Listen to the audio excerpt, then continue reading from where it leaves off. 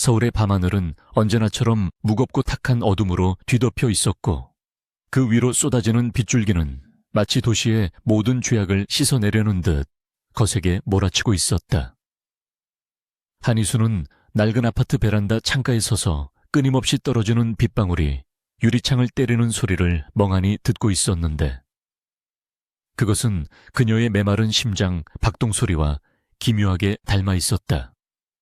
그녀의 손에는 방금 전 퀵서비스로 배달된 고급스러운 검은색 봉투가 들려 있었고 봉투 겉면에는 발신인의 이름도 없이 오직 태양그룹이라는 금박 로고만이 서늘하게 빛나고 있었다. 이수는 그 로고를 보는 순간 자신의 평온했던 도피 생활이 완전히 끝났음을 직감했고 올 것이 왔다는 체념 섞인 안도감마저 느꼈다. 봉투 안에는 예상대로 근로계약서 한 장과 수표 한 장, 그리고 내일 오전 9시까지 태양그룹 본사 회장실로 출근하라는 짧고 단호한 메모가 들어있었는데 그 필체는 그녀가 너무나도 잘 아는 사람의 것이었다.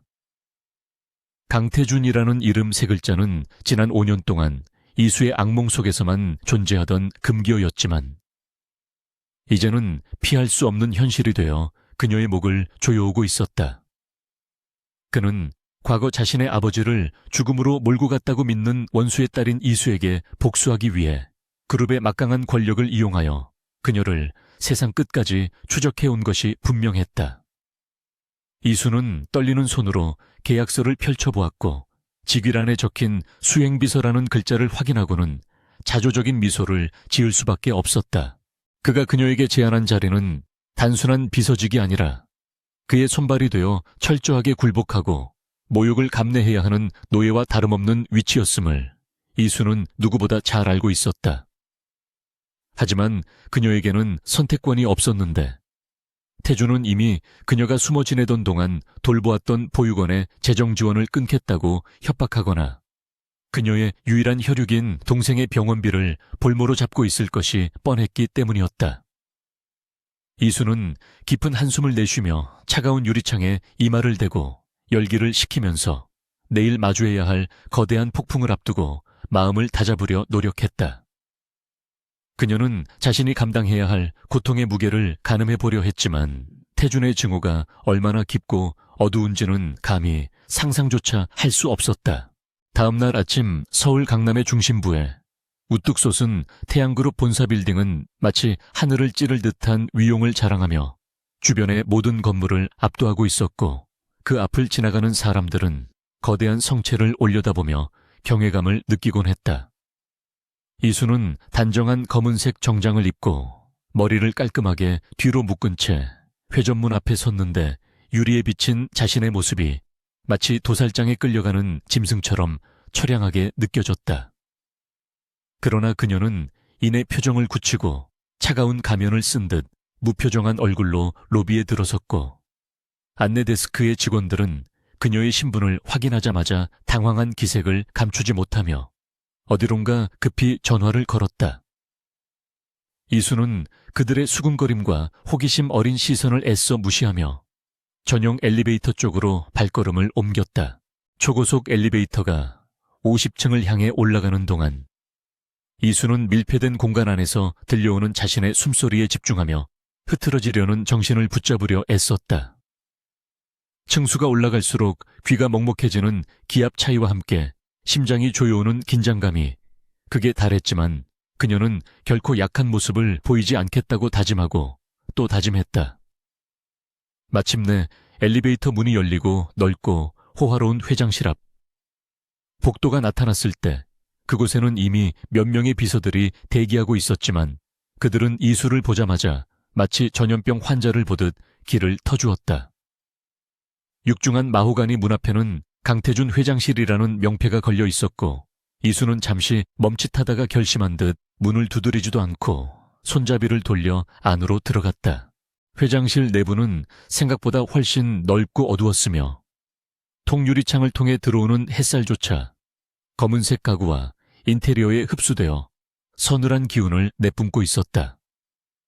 방 안쪽 거대한 책상 뒤에는 한 남자가 서류에 시선을 고정한 채 앉아 있었는데 그는 이수가 들어오는 소리를 들었음에도 불구하고 고개조차 들지 않고 무시로 일관했다.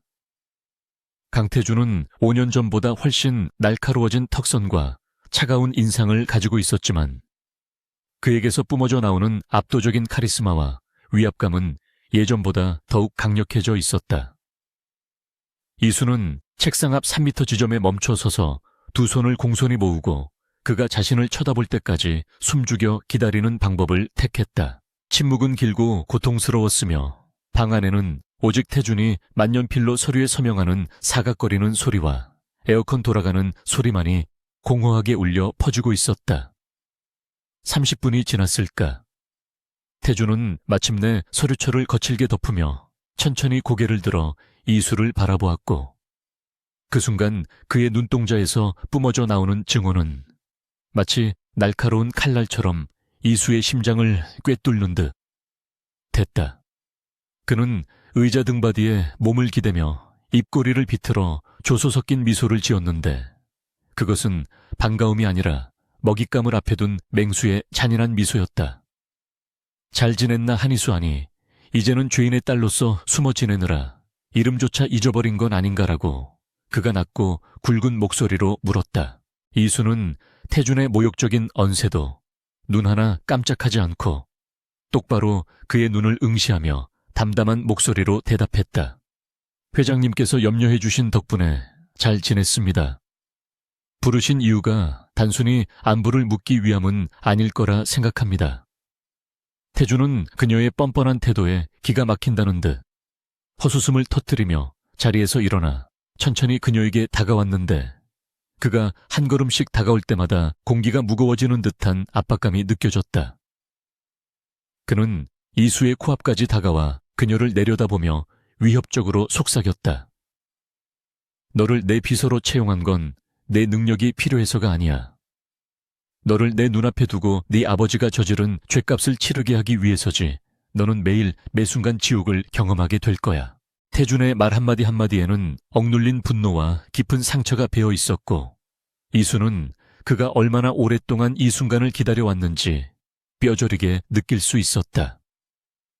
그녀는 아버지의 결백을 주장하고 싶었지만 지금 이 상황에서 그 어떤 변명도 통하지 않을 것임을 알기에 입술을 굳게 다물었다. 대신 그녀는 프로페셔널한 태도를 유지하며 고개를 숙여 인사했다. 회장님의 뜻이 그러하시다면 최선을 다해 보좌하겠습니다. 업무 지시를 내려주십시오. 이수의 반응이 자신의 예상과 달리 너무나 차분하자 태준의 눈썹이 꿈틀거리며 불쾌한 기색이 역력해졌다. 그는 그녀가 무릎을 꿇고 빌거나 공포에 질려 도망치기를 바랐지만 이수의 눈동자는 흔들림 없이 고요했다. 태준은 책상 위에 놓여있던 두꺼운 서류 뭉치를 집어들어 이수의 발밑에 던져버렸고 종이들이 사방으로 흩날리며 바닥을 어지럽혔다. 이것부터 정리해 오늘 안에 지난 10년간의 모든 재무제표와 감사 보고서를 검토해서 오타 하나라도 찾아내면 내 월급에서 차감하겠다. 만약 시간 내에 끝내지 못하면 네 동생의 수술비 지원은 없었던 일로 하지.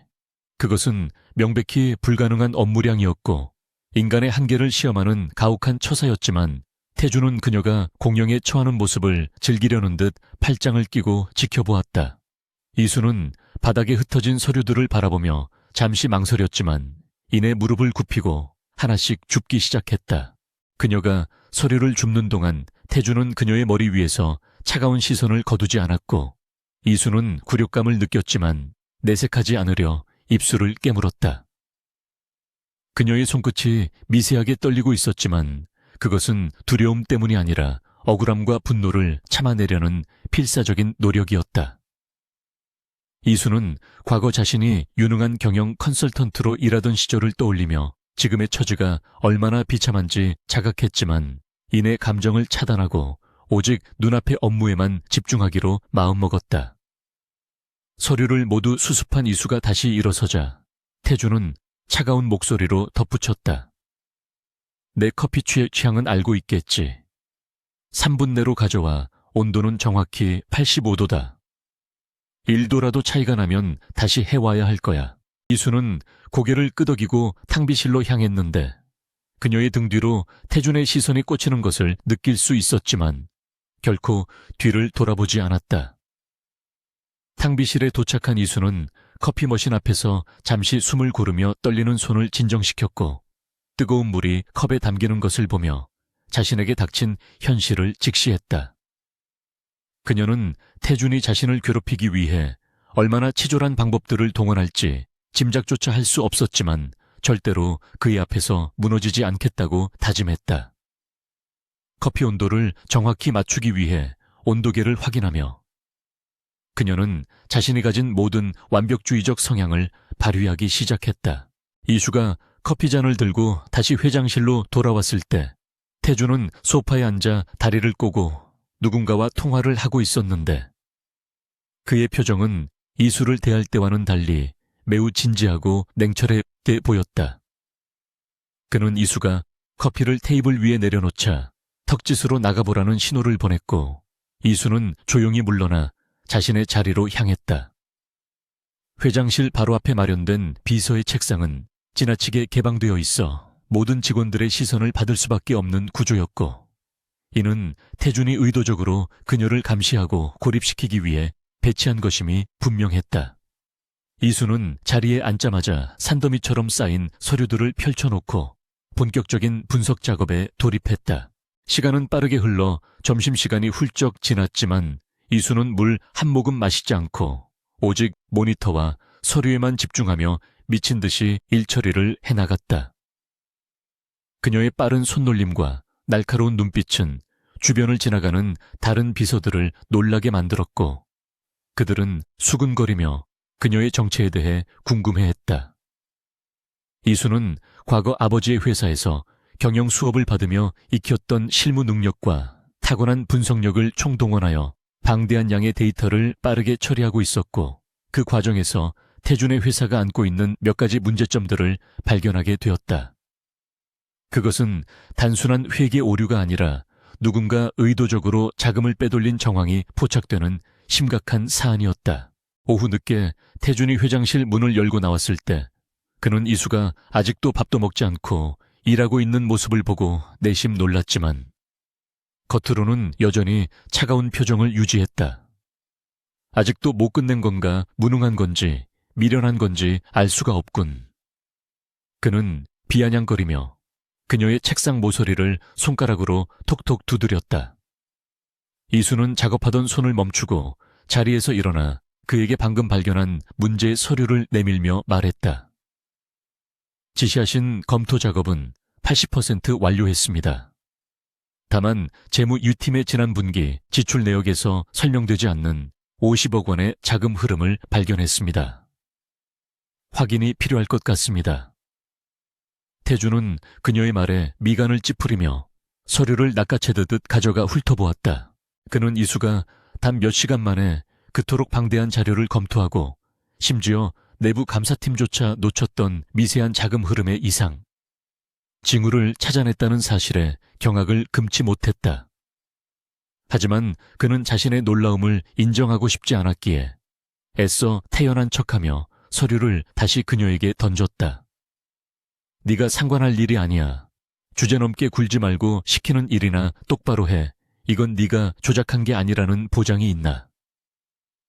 이수는 그의 억지 주장에 반박하고 싶었지만 지금은 때가 아니라고 판단하여 고개를 숙였다. 죄송합니다. 다시 검토하겠습니다. 태준은 그녀의 순종적인 태도가 오히려 더 거슬리는 듯 혀를 차며 밖으로 나가버렸다. 태준이 떠난 후 텅 빈 사무실에 홀로 남은 이수는 창밖으로 보이는 서울의 야경을 바라보며 깊은 고독감을 느꼈다.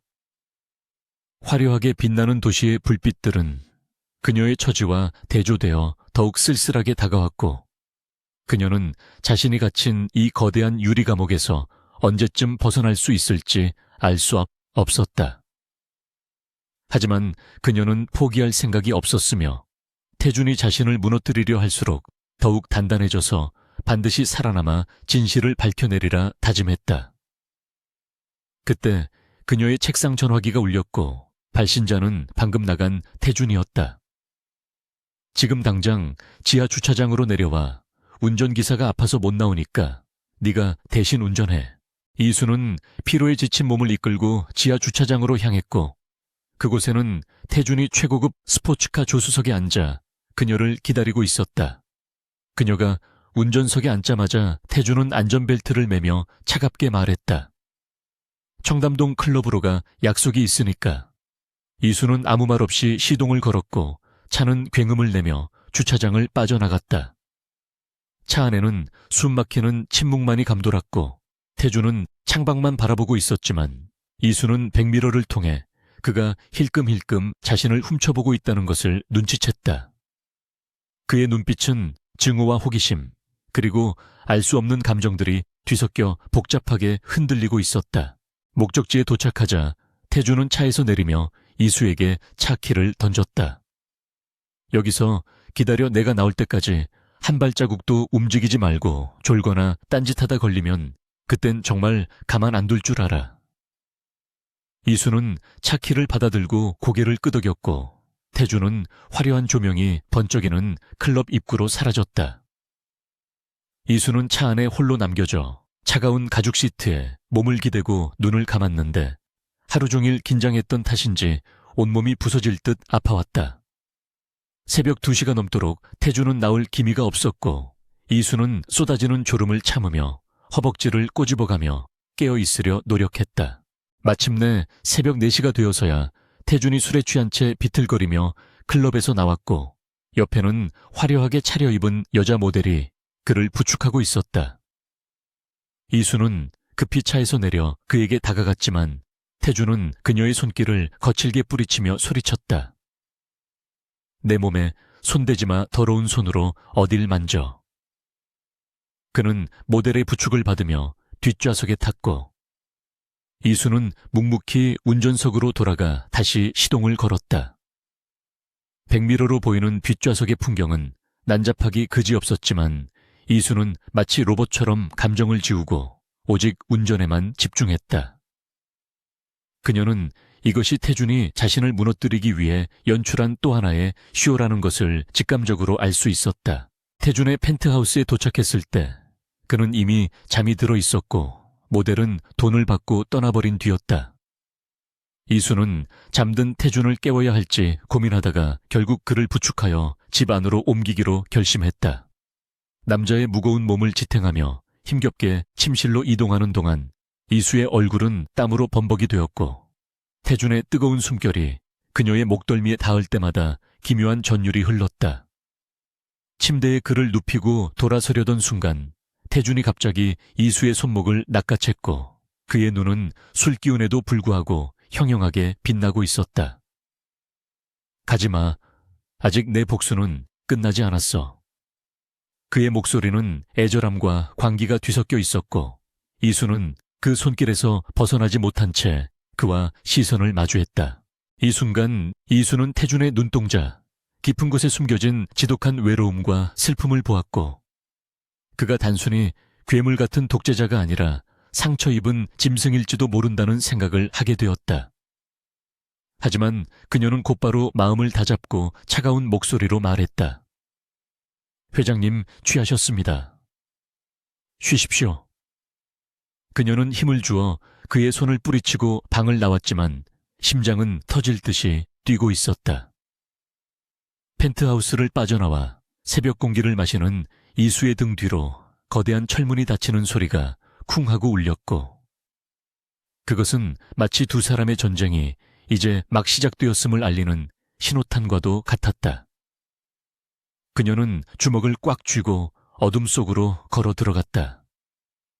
내일은 오늘보다 더 긴 하루가 될 것임을 예감하며 아침 햇살이 태양그룹 본사 건물의 통유리를 뚫고 들어와 날카롭게 부서지고 있었지만 회장실 앞 비서실의 공기는 여전히 살얼음판 위를 걷는 듯 위태롭고 차가웠다.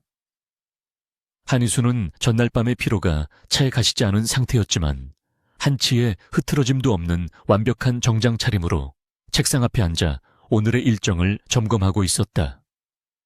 그녀의 눈 밑에는 옅은 그림자가 드리워져 있었으나 눈빛만은 형형하게 빛나고 있었고 마치 전장에 나가는 장수처럼 비장함마저 감돌았다.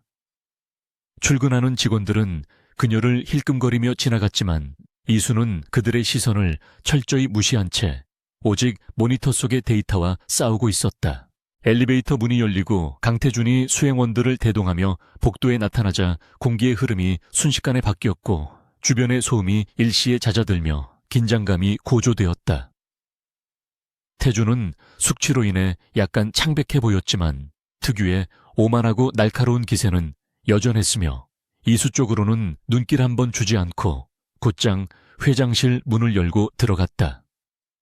이수는 자리에서 일어나 정중하게 허리를 숙였지만 그는 마치 투명 인간을 대하듯 그녀를 지나쳤고 쾅하고 닫히는 문소리만이 그의 불편한 심기를 대변하고 있었다. 잠시 후 인터폰이 울렸고 이수는 수화기를 들자마자 들려오는 태준의 차가운 목소리에 귀를 기울였다. 지금 당장 들어와. 그리고 올 때 어제 네가 지적했던 그 재무팀 서류 원본도 같이 챙겨오고 1분이라도 늦으면 심할서 쓸 각오해. 이수는 짧게 알겠습니다라고 답하고는 미리 준비해둔 서류철을 챙겨들고 심호흡을 한 번 한 뒤 회장실 문을 열었다. 방 안에는 짙은 에스프레소 향이 감돌고 있었고 태준은 창가에 서서 등을 돌린 채 도시를 내려다보고 있었는데 그 뒷모습에서조차 팽팽한 적대감이 느껴졌다. 이수가 책상 위에 서류를 올려놓자 그는 천천히 몸을 돌려 그녀를 쏘아보았고 입가에는 비릿한 조소가 걸려 있었다. 능력이 뛰어나다고 자부했었지. 어디 그 잘난 능력이 진짜인지 아니면 단순히 운이 좋았던 건지 오늘 한번 제대로 시험해봐야겠어. 태준은 책상 서랍에서 두꺼운 파일 하나를 꺼내 이수 앞으로 밀어 던지듯 놓았는데 그 파일 겉면에는 기밀이라는 붉은 도장이 찍혀 있었다. 오늘 점심 약속이 취소됐어. 대신 12시까지 성진건설의 최 회장과 오찬 미팅을 잡아놔. 그 늙은이가 우리와의 합병을 반대하고 있다는 건 알고 있겠지. 무슨 수를 써서라도 그를 이 방으로 데려와. 그것은 업계 사람이라면 누구나 불가능하다고 말할 법한 터무니없는 짓이었는데 최 회장은 태양그룹을 혐오하기로 유명한 인물이었다. 이수는 잠시 파일과 태준의 얼굴을 번갈아 보았지만 당황하는 기색 없이 차분하게 고개를 끄덕이며 파일을 집어들었고 태준은 그녀의 태연함이 거슬린다는 듯 미간을 찌푸렸다. 그리고 하나 더 지하 3층에 있는 문서 보관실 비구역 정리가 안 돼서 엉망이라는 보고가 들어왔어. 오찬 미팅 건을 해결하고 나면 바로 내려가서 10년치 계약서 원본을 연도별로 분류해놔. 태준의 지시는 명백히 그녀를 육체적으로 혹사시키고 정신적으로 궁지에 몰아넣으려는 의도였지만 이수는 군말 없이 알겠습니다라고 대답하고 방을 나갔다. 그녀가 나가자마자 태준은 의자에 거칠게 몸을 던지며 넥타이를 느슨하게 풀었고 어젯밤 그녀가 자신의 손을 뿌리치던 장면이 떠올라 기분이 더러워졌다. 감히 내 몸에 손을 대고 나를 가르치려 들어 그 오만함을 짓밟아주지 않으면 내가 견딜 수가 없어. 그는 이수가 실패하고 돌아와 울며불며 매달리는 꼴을 상상하며 억지로 미소를 지어보려 했지만 가슴 한구석에 자리 잡은 찜찜한 기분은 쉽게 사라지지 않았다. 그는 인터폰을 눌러 비서실장에게 전화를 걸어 이수의 일거수일투족을 감시하고 그녀가 어떤 도움도 받지 못하게 하라고 은밀히 지시했다. 비서실로 돌아온 이수는 즉시 최 회장에 대한 정보를 수집하기 시작했는데 그녀는 이미 과거 컨설턴트 시절 그에 대한 파일을 만들어둔 적이 있었다.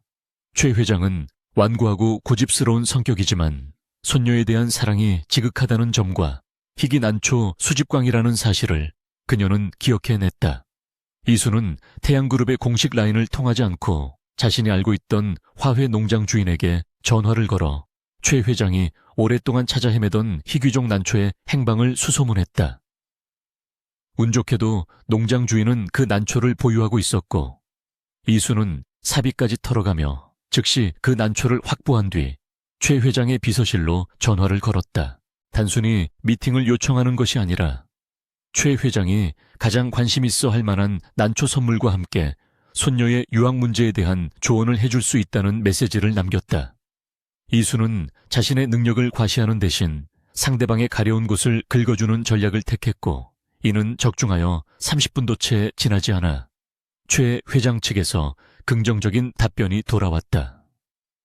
그녀는 12시 정각에 최 회장이 태양그룹 본사에 도착할 것이라는 확답을 받아내고는 태준에게 보고도 하지 않은 채 곧바로 지하문서 보관실로 향했다. 그녀에게는 태준을 놀라게 할 결과물만이 중요했기 때문이다. 지하 3층 문서 보관실은 오랫동안 사람의 손길이 닿지 않아 먼지가 두껍게 쌓여 있었고, 퀴퀴한 곰팡이 냄새가 코를 찔러 숨조차 쉬기 힘들 지경이었다. 이수는 준비해온 마스크와 장갑을 착용하고 산더미처럼 쌓여있는 상자들을 하나씩 열어보며 분류 작업을 시작했는데, 먼지가 일어날 때마다 기침이 터져 나왔다.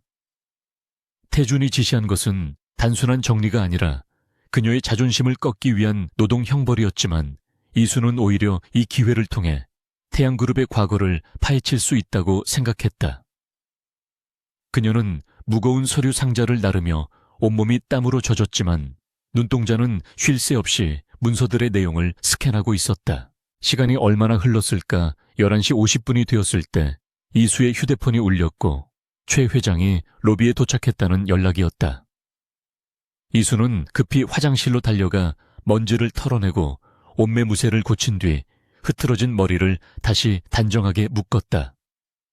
그녀가 엘리베이터 앞에서 최 회장을 맞이했을 때 그녀의 모습은 방금 전까지 먼지 구덩이에서 구르던 사람이라고는 믿기지 않을 만큼 완벽하고 우아했다.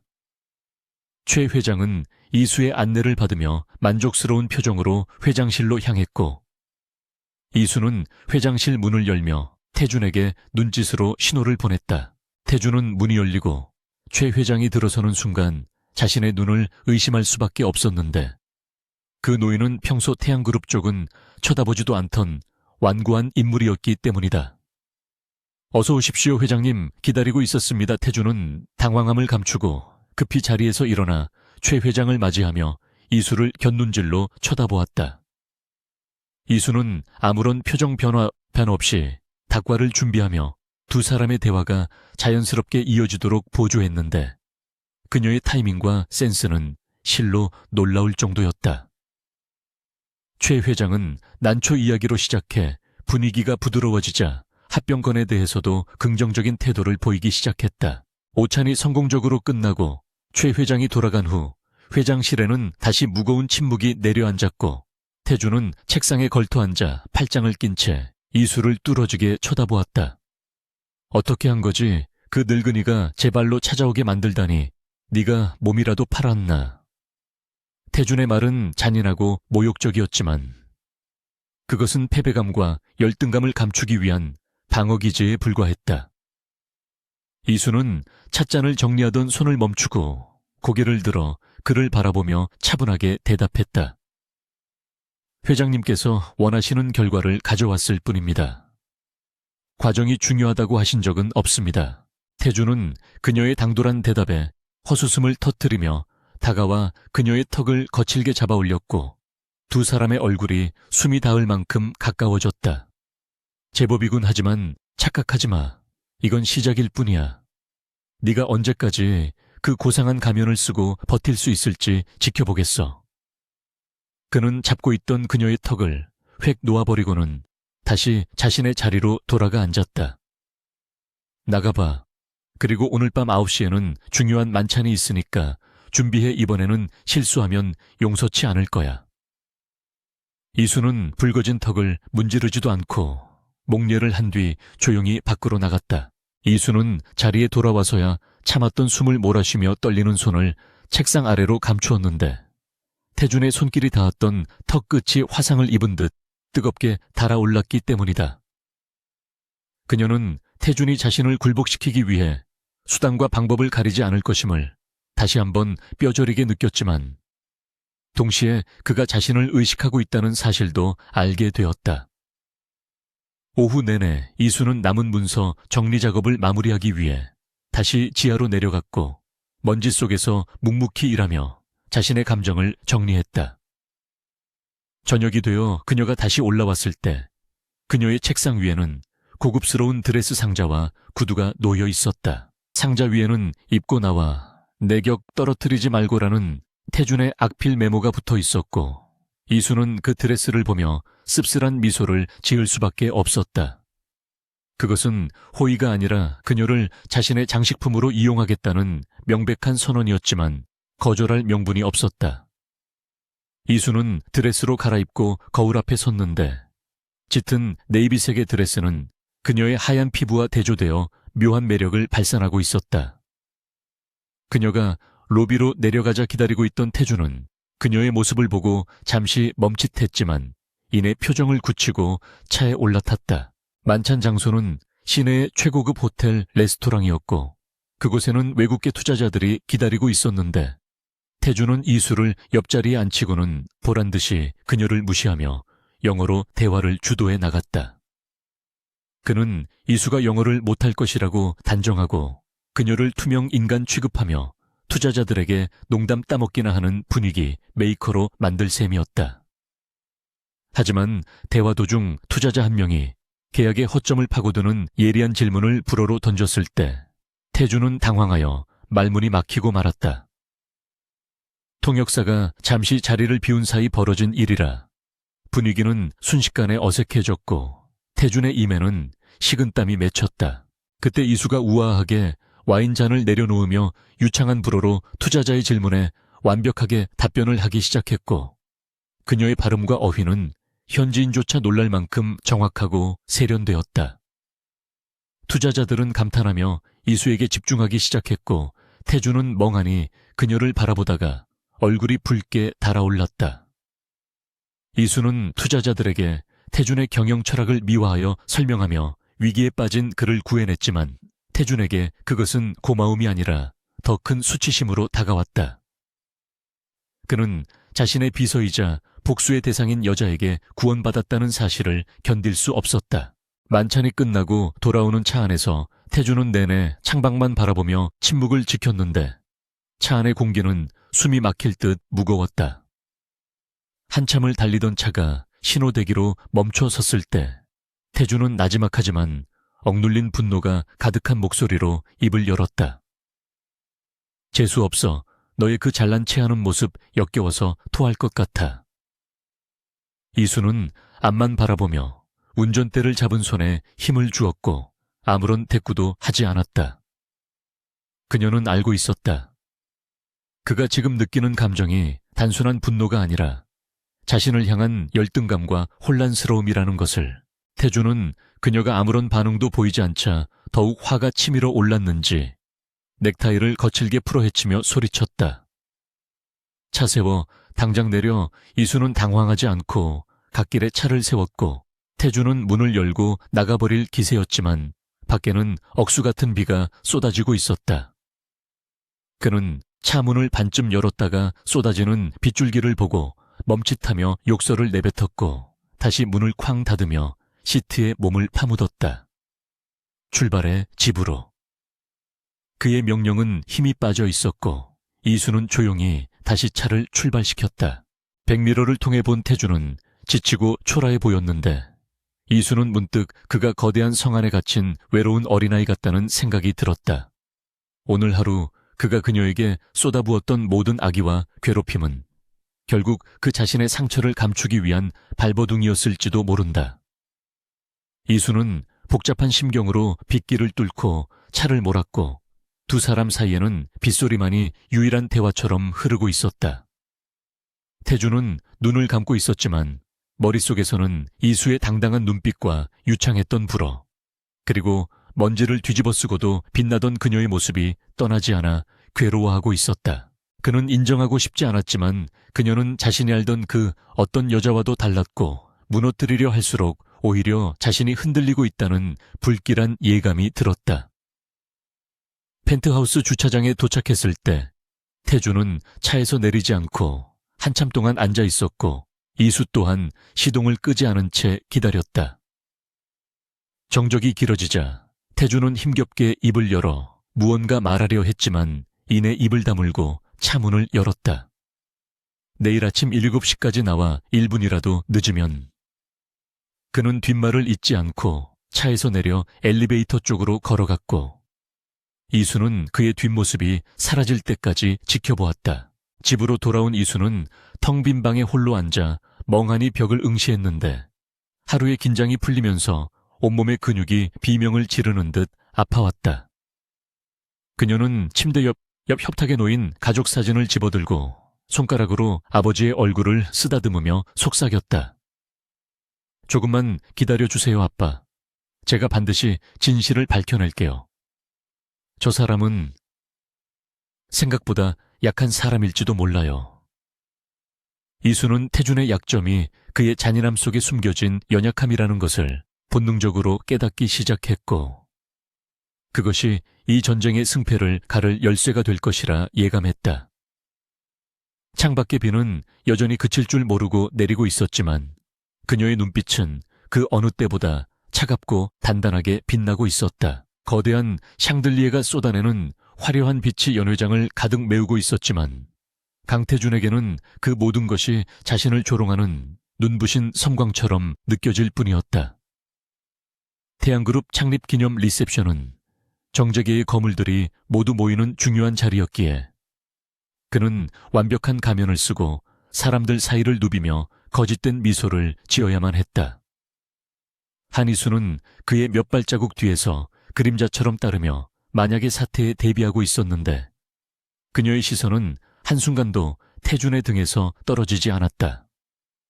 그녀는 태준의 어깨가 미세하게 경직되어 있다는 것과 그가 샴페인 잔을 쥔 손에 지나칠 정도로 힘을 주고 있다는 사실을 감지하고 있었다. 태준은 겉으로는 여유로워 보였지만 속으로는 끊임없이 밀려오는 불안감과 싸우고 있었는데 오늘은 10년 전 끔찍한 화재 사고로 부모님을 잃은 바로 그 날이었기 때문이다. 사람들은 축하 인사를 건넸지만 태준의 귀에는 그 소리가 악마의 속삭임처럼 들렸고 화려한 조명은 당시의 붉은 화염을 연상시켰다. 그는 숨이 막혀오는 것을 느끼며 넥타이를 느슨하게 풀고 싶었지만 수많은 눈동자가 자신을 지켜보고 있다는 생각에 차마 그러지 못했다. 그때 경쟁사 회장이 다가와 태준의 어깨를 툭 치며 부모님 이야기를 꺼냈고 그것은 태준의 인내심을 끊어놓는 결정적인 방아쇠가 되었다. 자네 아버지가 그렇게 가신 게 벌써 10년인가 참 안타까운 일이었지. 그 불길 속에서 어린 자네만 살아남았다니 운도 좋아. 그 말은 명백한 도발이었고 태준의 눈동자가 순식간에 흔들리며 동공이 확장되는 것을 이수는 놓치지 않았다. 태준은 아무 대꾸도 하지 못한 채 뒷걸음질 쳤고 식은땀이 비오듯 흐르기 시작하자 그는 도망치듯 연회장을 빠져나가 비상구 쪽으로 향했다. 이수는 사태의 심각성을 직감하고 즉시 주변을 정리한 뒤 소리 없이 그의 뒤를 쫓았다. 비상구 계단은 어둡고 적막했으며 태준은 난간을 붙잡고 주저앉아 거칠게 숨을 몰아쉬고 있었는데 과호흡 증세가 심각해 보였다. 그는 마치 물에 빠진 사람처럼 허우적거리지도 못한 채 목을 쥐어뜯으며 고통스러워하고 있었고 눈앞에는 10년 전의 화염이 환영처럼 일렁이고 있었다. 뜨거워, 살려줘, 잘못했어. 그의 입에서는 쉰 목소리가 새어나왔고 평소에 오만하고 당당했던 제왕의 모습은 온데간데 없었다. 이수는 그 처참한 광경을 목격하고 잠시 멈칫했지만 이내 결단력 있게 그에게 다가갔다. 이수는 태준의 앞에 한쪽 무릎을 꿇고 앉아 차갑게 식어버린 그의 두 손을 자신의 따뜻한 양손으로 감싸 쥐었다. 회장님, 제 목소리 들리십니까? 숨을 천천히 쉬세요. 저를 보십시오. 하지만 태준은 공황 상태에 빠져 그녀의 목소리를 듣지 못하고 있었고 공포에 질린 눈동자는 허공을 헤매고 있었다. 이수는 더 강력한 조치가 필요하다고 판단하여 망설임 없이 태준의 양보를 감싸주고 그의 시선을 강제로 자신에게 고정시켰다. 강태준 씨, 정신 차려요. 여기는 불길 속이 아닙니다. 당신은 안전해요. 그녀의 단호하고 명료한 목소리가 태준의 혼란스러운 의식 틈으로 파고들었고 차가운 뺨에 닿은 이수의 따뜻한 손길은 그를 현실로 끌어당기는 닭과 같았다. 태주는 흐릿한 시야 속에서 자신을 똑바로 응시하는 이수의 맑은 눈동자를 발견했고 그 눈빛에는 두려움이 아닌 깊은 연민과 확신이 담겨 있었다. 그 순간 기이하게도 맹렬하게 타오르던 환영 속의 불길이 사그라들고 이수의 손바닥 온기만이 선명하게 느껴지기 시작했다. 그는 본능적으로 살기 위해 이수의 손목을 꽉 움켜잡았고 거친 호흡이 조금씩 잦아들기 시작했다. 이수는 태준의 호흡이 돌아올 때까지 자세를 풀지 않고 그와 이마를 맞댈 듯 가까이에서 그를 진정시켰는데 두 사람의 거리는 숨결이 섞일 만큼 가까웠다. 괜찮습니다, 이제. 괜찮습니다. 아무도 당신을 해치지 못해요. 그녀가 주문처럼 속삭이는 위로의 말들은 태준의 얼어붙은 심장에 균열을 일으켰고 그는 난생 처음으로 누군가에게 온전히 의지한다는 느낌을 받았다. 그동안 수많은 여자들이 그를 유혹하려 했지만 지금처럼 그의 가장 밑바닥에 있는 고통을 어루만져준 사람은 단 한 명도 없었다. 시간이 얼마나 흘렀을까? 태준의 떨림이 멈추고 이성이 돌아오자 그는 자신이 이수에게 매달려 있다는 사실을 자각하고 황급히 그녀를 밀쳐냈다.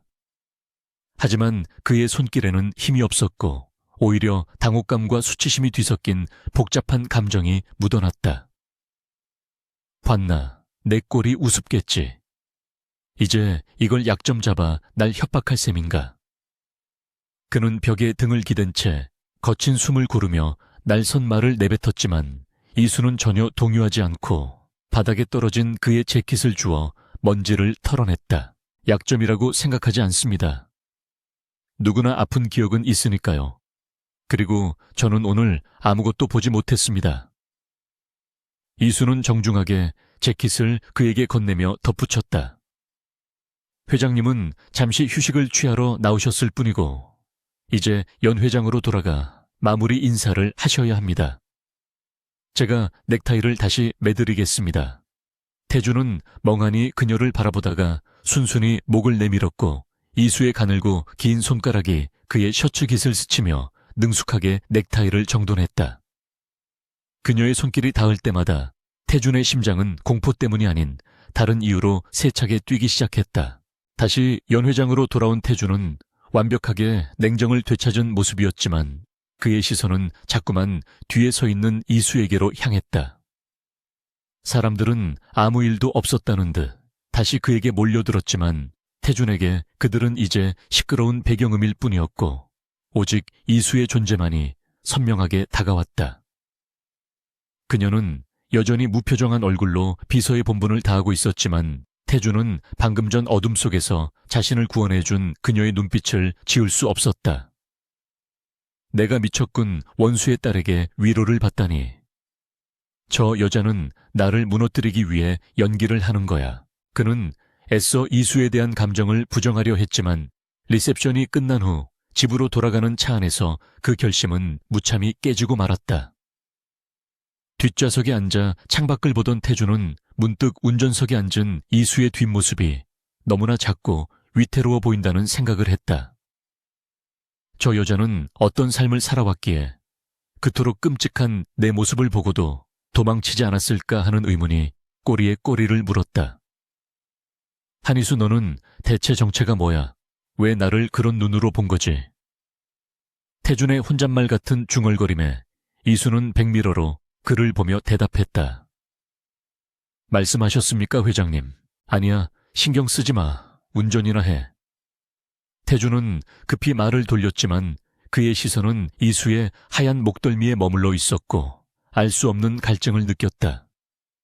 그는 자신이 이 여자에게 단순히 복수심만 품고 있는 것이 아님을 인정해야 할지도 모른다는 두려움에 휩싸였다. 집에 도착했을 때 태준은 차에서 내리며 평소와 달리 이수에게 짧게 말했다. 들어가 쉬어. 내일은 오후에 출근해. 그것은 그가 그녀에게 보여준 첫 번째 배려였고 이수는 놀란 눈으로 그를 쳐다보았다. 이수는 집으로 돌아와 좁은 침대에 누웠지만 태준의 차가웠던 손과 공포에 질린 눈동자가 자꾸만 떠올라 잠을 이룰 수 없었다. 그녀는 태준을 증오해야 마땅한 입장이었지만 오늘 본 그의 모습은 괴물이 아닌 상처 입은 어린아이였기에 마음이 복잡했다. 그 사람도 피해자였어. 진실을 모른 채 고통 속에서 살아온 이수는 어쩌면 자신의 복수 대상이 태준이 아닐 수도 있다는 생각에 혼란스러워하며 뒤척였다. 한편 펜트하우스의 태준 역시 독한 위스키를 마시며 잠들지 못하고 있었다. 그는 자신의 손을 내려다보며 이수의 온기를 되새김질하고 있었는데 그 느낌은 마치 중독처럼 그의 신경을 자극했다. 단 한 번의 손길이었지만 그것은 10년간 그를 가두고 있던 얼음벽을 깨뜨리기에 충분했고 그는 이제 다시는 예전으로 돌아갈 수 없음을 직감했다. 다음 날 오후 태준은 출근하자마자 비서실장에게 이수의 인사기록 카드를 가져오라고 지시했다. 그는 그녀에 대해 모든 것을 처음부터 다시 알아야겠다고 결심했고 그것은 복수를 위해서가 아니라 남자로서의 본능적인 호기심이었다. 그가 이수의 이력서를 훑어보고 있을 때 이수가 출근하여 회장실로 들어왔고 두 사람의 시선이 허공에서 얽혔다. 어제와는 달라진 미묘한 기류가 흐르고 있었지만 두 사람 모두 짐짓 모른 척하며 업무적인 대화를 시작했다. 오늘 일정 보고해. 그리고 어제 일은 다시 한번 말하지만 입 밖으로 내면 가만 안 둔다. 태준은 짐짓 엄한 척 으름장을 놓았지만 이수는 그의 말투에서 날카로움이 많이 무뎌졌음을 느낄 수 있었다. 명심하겠습니다, 회장님. 그리고 오후 3시에 전략기획팀 회의가 잡혀 있습니다. 회의 시간 내내 태준은 발표자의 말에 집중하지 못하고 이수 쪽을 힐끔거렸는데 그녀가 다른 남자 직원과 대화를 나누며 여튼 미소를 짓는 것을 보고 묘한 질투심을 느꼈다. 그는 자신이 왜 이러는지 이해할 수 없으면서도 그녀가 자신에게만 차갑게 대하는 것이 불만스러웠다. 회의가 끝나고 모두가 나갈 때 태준은 이수를 불러 세웠다. 한비서 너는 남아서 회의록 정리하고 각 꼼꼼하게 작성해서 내 책상 위에 올려놔. 그것은 유치한 심술이었지만 이수와 단둘이 있고 싶은 마음의 발로이기도 했다. 텅 빈 회의실에 단둘이 남게 되자 태준은 서류를 보는 척하며 이수를 관찰했고 이수는 묵묵히 노트북 타자를 치고 있었다. 침묵을 깬 건 태준이었다. 너는 내가 무섭지 않나? 보통 사람들은 내 눈도 제대로 못 마주치는데. 이수는 타자를 치던 손을 멈추고 그를 바라보며 담담하게 말했다. 무서워해야 할 이유가 있습니까? 회장님도 저와 똑같은 사람일 뿐입니다. 아프면 소리 지르고 슬프면 우는 어제처럼요. 그 말은 태준의 전곡을 찔렀고 그는 반박하려 했지만 마땅한 말이 떠오르지 않아 입을 다물었다. 잠시 후 그는 자리에서 일어나 이수의 곁으로 다가갔고 그녀의 의자 팔걸이를 짚으며 몸을 숙였다. 나를 사람 취급해주는 건 네가 처음이군 하지만 조심해. 나는 언제 돌변해서 너를 물어뜯을지 모르는 짐승이니까. 그의 얼굴이 다시 가까워지자 이수는 숨을 멈췄지만 피하지 않았다. 그때 회의실 문이 벌컥 열리며 한 중년의 여자가 들어왔다. 강 회장 여기서 뭐 하는 건가? 비서랑 연애질이라도 하겠다는 건가? 날카로운 하이힐 소리와 함께 등장한 여자는 태준의 고모이자 그룹 내에서 호시탐탐 회장 자리를 노리는 강희주 전무였다. 그녀의 등장은 두 사람 사이에 팽팽한 긴장감을 깨뜨렸고 태준은 표정을 굳히며 몸을 일으켰다. 노크도 없이 들어오다니 예의가 없으시군요, 고모님. 강 전무는 태준을 무시하고 이수를 위아래로 훑어보며 경멸 어린 시선을 보냈다. 네가 그 새로 들어온 비서인가? 소문대로 맹랑하게 생겼군. 어디서 굴러먹다 온 뼈다귀인지 모르겠지만 주제 파악 잘해라. 이수는 자리에서 일어나 정중하게 인사했지만 강 전무는 콧방귀를 뀌며 태준에게 다가갔다. 이번 주주총회 안건 다시 검토해봐. 네가 추진하는 신사업 내가 보기엔 영 엉터리야. 회장 자리 지키고 싶으면 내 말 듣는 게 좋을 거야. 그녀는 협박조로 말하고는 다시 바람처럼 사라졌지만 그녀가 남기고 간 악의적인 공기는 회의실을 무겁게 짓눌렀다. 태주는 주먹을 꽉 쥐며 분노를 사겼고 이수는 그가 가족에게조차 고립되어 있다는 사실을 확인하며 연민을 느꼈다. 태주는 한참 동안 문 쪽을 노려보다가 힘없이 의자에 주저앉았고 이수는 조용히 그에게 다가가 따뜻한 커피 한 잔을 내려놓았다. 드십시오. 머리가 좀 맑아질 겁니다. 태주는 커피 잔을 바라보다가 쓴 웃음을 지으며 말했다. 봤지? 이게 내 현실이야. 사방이 적이지 가족이라는 사람들이 더 무서운 법이야. 너도 언젠가 내 등에 칼을 꽂겠지. 이수는 그의 질문에 대답 대신 단호한 눈빛으로 그를 바라보았다. 저는 제 의지대로 움직입니다. 누군가의 사주를 받고 칼을 꽂는 짓은 하지 않습니다. 그녀의 말은 태준에게 묘한 안도감을 주었고 그는 커피를 한 모금 마시며 처음으로 이수에게 마음의 문을 아주 조금 열어보였다. 믿어보지네, 그 당돌함을. 하지만 평온함도 잠시 이수의 책상 위에 놓여있던 휴대폰이 진동했고 화면에 뜬 발신자 이름은 이수의 표정을 순식간에 굳어지게 만들었다. 그것은 실종된 줄 알았던 아버지의 옛 측근이 보낸 구조 요청 문자였다. 이수는 태준의 눈을 피해 급히 휴대폰을 뒤집었지만 태준은 그녀의 당황한 기색을 놓치지 않았고 의심의 불씨가 다시 타오르기 시작했다. 회의실의 공기는 순식간에 차갑게 얼어붙었고 강태준의 시선은 이수의 손에 들린 휴대폰에 고정되어 있었다. 방금 전까지만 해도 두 사람 사이를 감싸고 있던 미묘한 신뢰의 기류는 온데간데 없이 사라지고 다시금 의심과 경계의 벽이 높게 솟아올랐다. 태준은 천천히 이수에게 다가가 손을 내밀었고 그의 눈빛은 마치 범죄자를 신문하는 형사처럼 매섭게 빛나고 있었다. 누구지 이 타이밍에 너를 이토록 당황하게 만들 수 있는 사람은 많지 않을 텐데 설마 내 뒤통수를 칠 계획을 보고받는 중이었나. 그의 목소리에는 배신감 섞인 비아냥이 담겨 있었고 이수는 마른 침을 삼키며 휴대폰을 등 뒤로 감췄다. 이수는 아버지의 옛 측근으로부터 온 문자가 발각될 경우 태준이 오해를 넘어 자신을 완전히 적으로 간주할 것임을 알기에 필사적으로 침착함을 유지하려 애썼다. 개인적인 연락입니다. 회장님께서 신경 쓰실 일은 아닙니다. 업무 중에 사적인 전화를 받은 건 죄송합니다. 그녀의 대답은 정중했지만 태준의 의심을 거두기에는 턱없이 부족했고 오히려 그의 화를 돋우는 기폭제가 되었다. 그는 거칠게 이수의 어깨를 잡고 벽으로 밀어붙였고 쾅 하는 소리와 함께 이수의 몸이 벽에 부딪혔지만 그녀는 고통을 참으며 입술을 깨물었다. 내 앞에서 비밀을 만들지 마.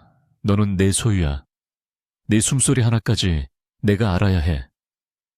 태준의 얼굴이 위협적으로 가까워졌지만 그 순간 회의실 밖에서 급박한 노크 소리가 들려왔고 비서실장이 창백한 얼굴로 문을 열고 들어왔다.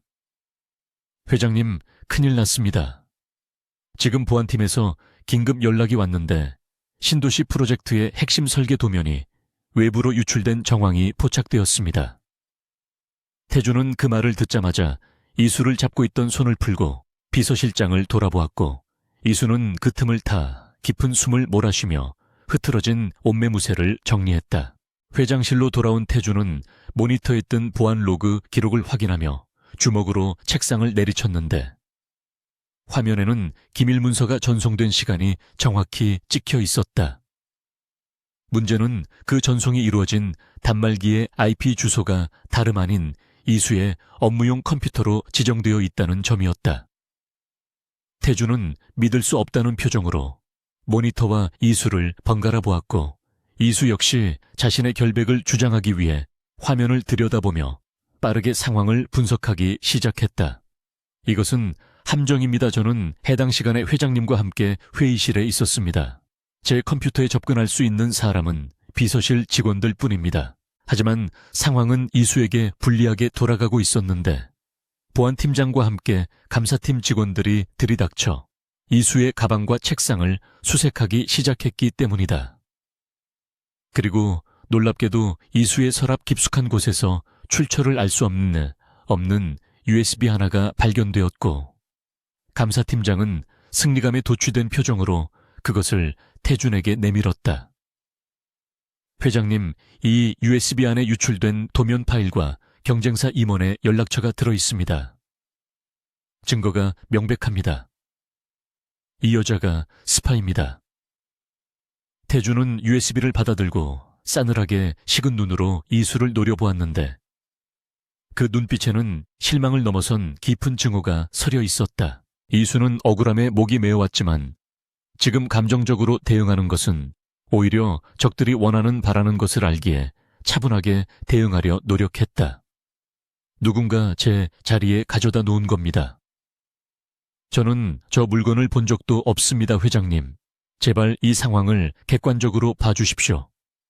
제가 범인이라면 이렇게 허술하게 증거를 남겨뒀겠습니까? 그녀의 항변은 논리적이었지만 이미 분노의 눈이 먼 태준의 귀에는 들리지 않는 듯했다. 그때 회장실 문이 열리고 강희주 전무가 여유로운 미소를 지으며 들어왔는데 그녀의 등장만으로도 이 모든 일이 누구의 사주인지 짐작할 수 있었다. 내가 뭘 했니? 근본도 없는 계집을. 곁에 두면 화를 입는다고 했잖아. 내 경고를 무시하더니 꼴 좋구나, 태준아. 강 전무는 혀를 차며 이수에게 다가와 그녀의 뺨을 거세게 올려붙였고 짝하는 파열음이 정적을 깨고 회장실 안에 울려 퍼졌다. 감히 우리 태양그룹을 팔아넘기려 해 당장 인연을 지하 취조실로 끌고 가서 배후를 불 때까지 족치세요. 강 전무의 지시에 보안 요원들이 이수의 양팔을 거칠게 낚아챘고 이수는 저항하지 않고 태준을 똑바로 바라보며 그의 결단을 기다렸다. 그녀의 눈빛은 흔들림 없이 태준에게 진실을 호소하고 있었다. 태준은 붉게 부어오른 이수의 뺨과 강 전무의 비릿한 미소를 번갈아 보며 머릿속이 복잡하게 엉키는 것을 느꼈다. 모든 증거가 이수를 범인으로 지목하고 있었지만 그의 본능은 무언가 잘못되었다고 경고하고 있었고 무엇보다 강 전무가 이토록 기뻐하는 모습이 역겨웠다. 보안 요원들이 이수를 끌고 나가려는 순간 태준의 낮고 위압적인 목소리가 울려 퍼졌다. 멈춰. 그의 한마디에 요원들은 동작을 멈췄고 강 전무는 의아한 표정으로 태준을 돌아보았다. 이 여자는 내 비서야 처분을 해도 내가 직접 한다. 고모님이 상관할 일이 아닙니다. 태준은 천천히 걸어나와 이수의 팔을 잡고 있는 요원들을 밀쳐내고 그녀를 자신의 등 뒤로 숨겼다. 강 전무는 기가 막힌다는 듯 소리쳤다. 지금 제정신이니 증거가 이렇게 명백한데 감싸겠다는 거야. 회장 자리가 위태로워질 수도 있어. 태준은 차가운 미소를 지으며 강 전무에게 대꾸했다. 제 사람 관리 못한 책임은 제가 집니다. 그리고 아직 조사가 끝나지 않았습니다. 외부 해킹 가능성도 배제할 수 없으니까요. 다들 나가세요. 강 전무는 분을 사귀지 못하고 씩씩거리며 나갔고 감사팀과 보안 요원들도 태준의 섯을 퍼런 기세에 눌려 물러났다. 다시 단둘이 남게 되자 태준은 돌아설 틈도 없이 이수의 목을 조르드는 벽으로 밀치며 으르렁거렸다. 내가 너를 살려둔 건 널 믿어서가 아니야. 내 손으로 직접 진실을 밝혀내고 싶어서지. 만약 네가 정말 배신자라면 내 손에 죽게 될 거야. 이수는 숨이 막혀오는 고통 속에서도 태준의 손을 잡지 않고 그의 눈을 응시하며 힘겹게 말했다. 후회하지 않으실 겁니다. 저는 결백하니까요. 태준은 잡고 있던 손을 풀고 거칠게 숨을 몰아쉬며 머리를 쓸어 넘겼고 이수는 기침을 하며 바닥에 주저앉았다. 당분간 너는 회사 밖으로 한 발자국도 나갈 수 없다. 내 펜트하우스에 감금된 상태로 내가 시키는 일만 해 도망칠 생각은 꿈도 꾸지 마. 그것은 사실상 가택연금이었지만 이수에게는 오히려 기회였다. 태준의 곁에 머물면서 내부의 적을 찾아내고 자신의 억울함을 풀 수 있는 시간을 벌었기 때문이다. 그녀는 바닥을 짚고 일어나며 고개를 끄덕였다. 알겠습니다, 회장님. 지시대로 하겠습니다. 그날 밤 이수는 태준의 펜트하우스로 거처를 옮겼고 넓지만 삭막한 그곳은 또 다른 감옥이나 다름없었다.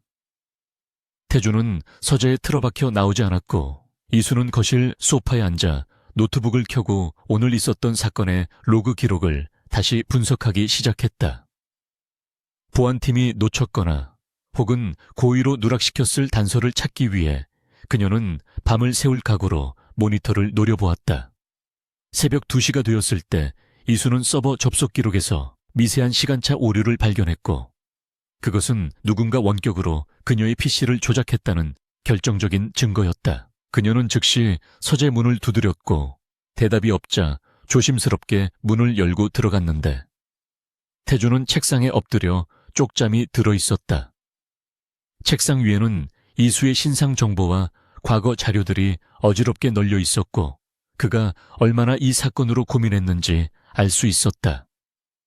이수는 잠든 태준의 얼굴을 내려다보며 묘한 연민을 느꼈는데 잠든 그의 모습은 독재자가 아닌 지친 소년 같았다.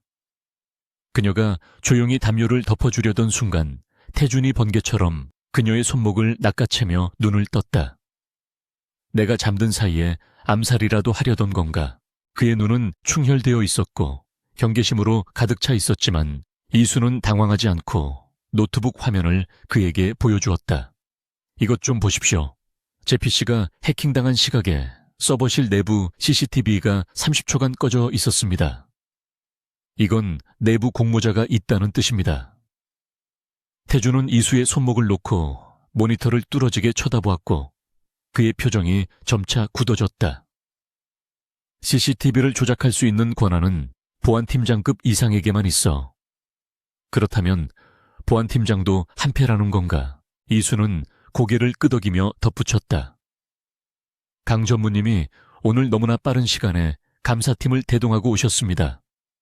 마치 미리 알고 계셨던 것처럼요. 이 모든 게 짜여진 각본입니다. 태준은 주먹을 꽉 쥐며 입술을 깨물었다. 고모가 나를 끌어내리기 위해 회사의 기밀까지 팔아먹으려 하다니. 그는 배신감에 치를 떨었지만 동시에 이수가 범인이 아니라는 사실에 안도감을 느꼈다. 그는 의자 등받이에 몸을 기대며 이수를 올려다보았다. 좋아, 내 말이 사실이라면 우리는 지금 호랑이 굴에 갇힌 세미군적은 내부에 있고 나는 아무도 믿을 수 없어. 그때 이수가 단호한 목소리로 말했다. 제가 돕겠습니다. 회장님의 눈과 귀가 되어 진짜 범인을 찾아내겠습니다. 대신 조건이 있습니다. 태준은 의외라는 듯 눈썹을 치켜 올리며 물었다. 조건 지금 처지에 거래를 하겠다는 건가? 이수는 물러서지 않고 대답했다. 이번 일이 해결되면 제 아버지 사건에 대해서도 재조사를 해주십시오. 제가 원하는 건 오직 진실뿐입니다. 태준은 잠시 침묵하다가 헛웃음을 터뜨렸다. 당돌하군 좋아. 네가 내 누명을 벗겨준다면 나도 네 소원을 들어주지. 대신 실패하면 넌 그 자리에서 내 손의 끝장이야. 두 사람은 어둠 속에서 위험한 동맹을 맺었고 이것은 단순한 상하관계를 넘어 운명 공동체가 되었음을 의미했다. 다음 날 아침 태준은 이수를 대동하고 평소처럼 출근했는데 직원들은 해고되었을 거라 생각했던 이수가 멀쩡히 태준의 옆에 서 있는 것을 보고 경악을 금치 못했다. 강 전무는 복도에서 마주친 두 사람을 보고 얼굴이 일그러졌지만 태준은 보란듯이 이수의 어깨에 손을 올리며 말했다. 한비서 오늘 일정 브리핑해. 그것은 강 전무를 향한 무언의 선전포고였고 이수는 태준의 의도를 파악하고 또렷한 목소리로 업무 보고를 시작했다. 태준은 비밀리에 자신만의 별동대를 조직하기로 결심하고 이수에게 믿을 만한 외부 해커를 섭외하라고 지시했다.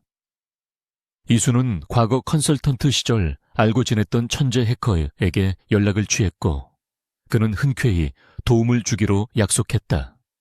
그들은 태양그룹 근처의 허름한 오피스텔에 비밀본부를 차렸고 태준은 밤마다 몰래 그곳을 드나들며 이수와 함께 작전을 짰다. 좁은 오피스텔에서 라면으로 끼니를 때우며 머리를 맞대고 회의를 하는 동안 태주는 이수에게서 묘한 동질감을 느꼈다. 어느 날 밤 태주는 컵라면을 먹고 있는 이수를 보며 툭 던지듯 물었다. 너는 왜 이렇게까지 하는 거지?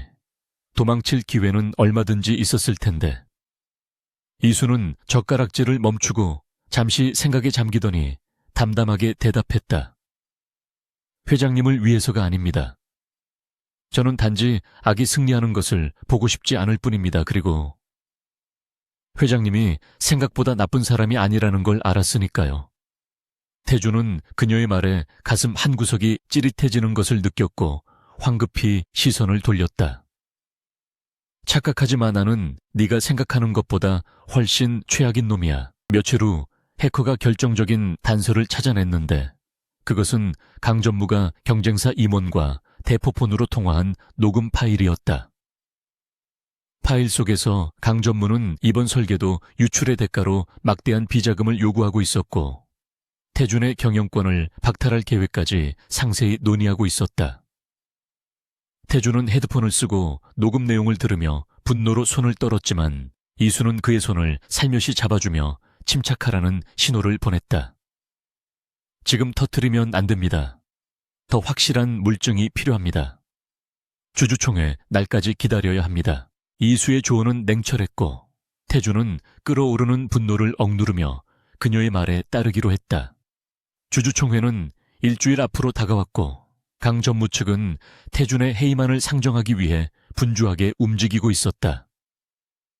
태준과 이수는 적을 방심하게 만들기 위해 겉으로는 불화설을 흘리며 서로 싸우는 척 연기했는데 그 연기가 너무나 리얼해서 회사 내에는 태준이 이수를 곧 내쫓을 것이라는 소문이 파다하게 퍼졌다. 강 전무는 승리를 확신하며 축배를 들고 있었지만 그것이 자신의 목을 조르는 밧줄이 되고 있음을 꿈에도 몰랐다. 결전의 날이 다가오기 전날 밤 태준은 펜트하우스 테라스에서 와인을 마시며 긴장을 달래고 있었다. 이수가 다가와 빈잔을 채워주자 그는 그녀를 빤히 쳐다보며 말했다. 내일이 지나면 모든 게 바뀌겠지. 만약 우리가 실패하면 나는 모든 걸 잃게 될 거야. 이수는 그에게 다가가 난간에 기대서며 밤하늘을 올려다보았다. 잃지 않으실 겁니다, 회장님. 곁에는 제가 있으니까요. 그 말은 태준에게 그 어떤 위로보다 강력한 힘이 되었고 그는 충동적으로 이수에게 다가가 그녀를 품에 안았다. 이수는 갑작스러운 포옹에 놀라 몸을 굳혔지만 태준의 떨리는 심장 박동을 느끼고는 천천히 팔을 들어 그의 등을 토닥였다. 태준은 이수의 머리카락에서 나는 은은한 샴푸 향을 맡으며 눈을 감았고 이 순간만큼은 복수도 경영권도 있고 오직 그녀의 온기에만 집중하고 싶었다. 고맙다 한이수, 내 곁에 있어줘서. 그의 고백은 바람에 흩어졌지만 이수의 가슴 속에는 깊이 파고들어 긴 여운을 남겼다. 두 사람은 그렇게 한참을 서로에게 의지한 채 서 있었고 폭풍 전야의 고요함 속에서 서로를 향한 마음을 확인하고 있었다. 하지만 운명은 그들을 가만두지 않았으니 다음날 새벽 이수의 휴대폰으로 의문의 사진 한 장이 전송되었다. 그것은 병원에 입원해 있는 이수의 동생이 누군가에게 감시당하고 있는 사진이었고 메시지에는 주주총회에 나타나지 마라. 그렇지 않으면 동생의 목숨은 없다라고 적혀 있었다. 이수는 공포에 질려 휴대폰을 떨어뜨렸고 소리를 듣고 달려온 태준은 바닥에 떨어진 사진을 보고 표정이 굳어졌다. 그들은 이수의 가장 약한 고리를 건드린 것이었고 이제 이수는 태준을 지킬 것인지 동생을 살릴 것인지 잔인한 선택의 기로에 서게 되었다.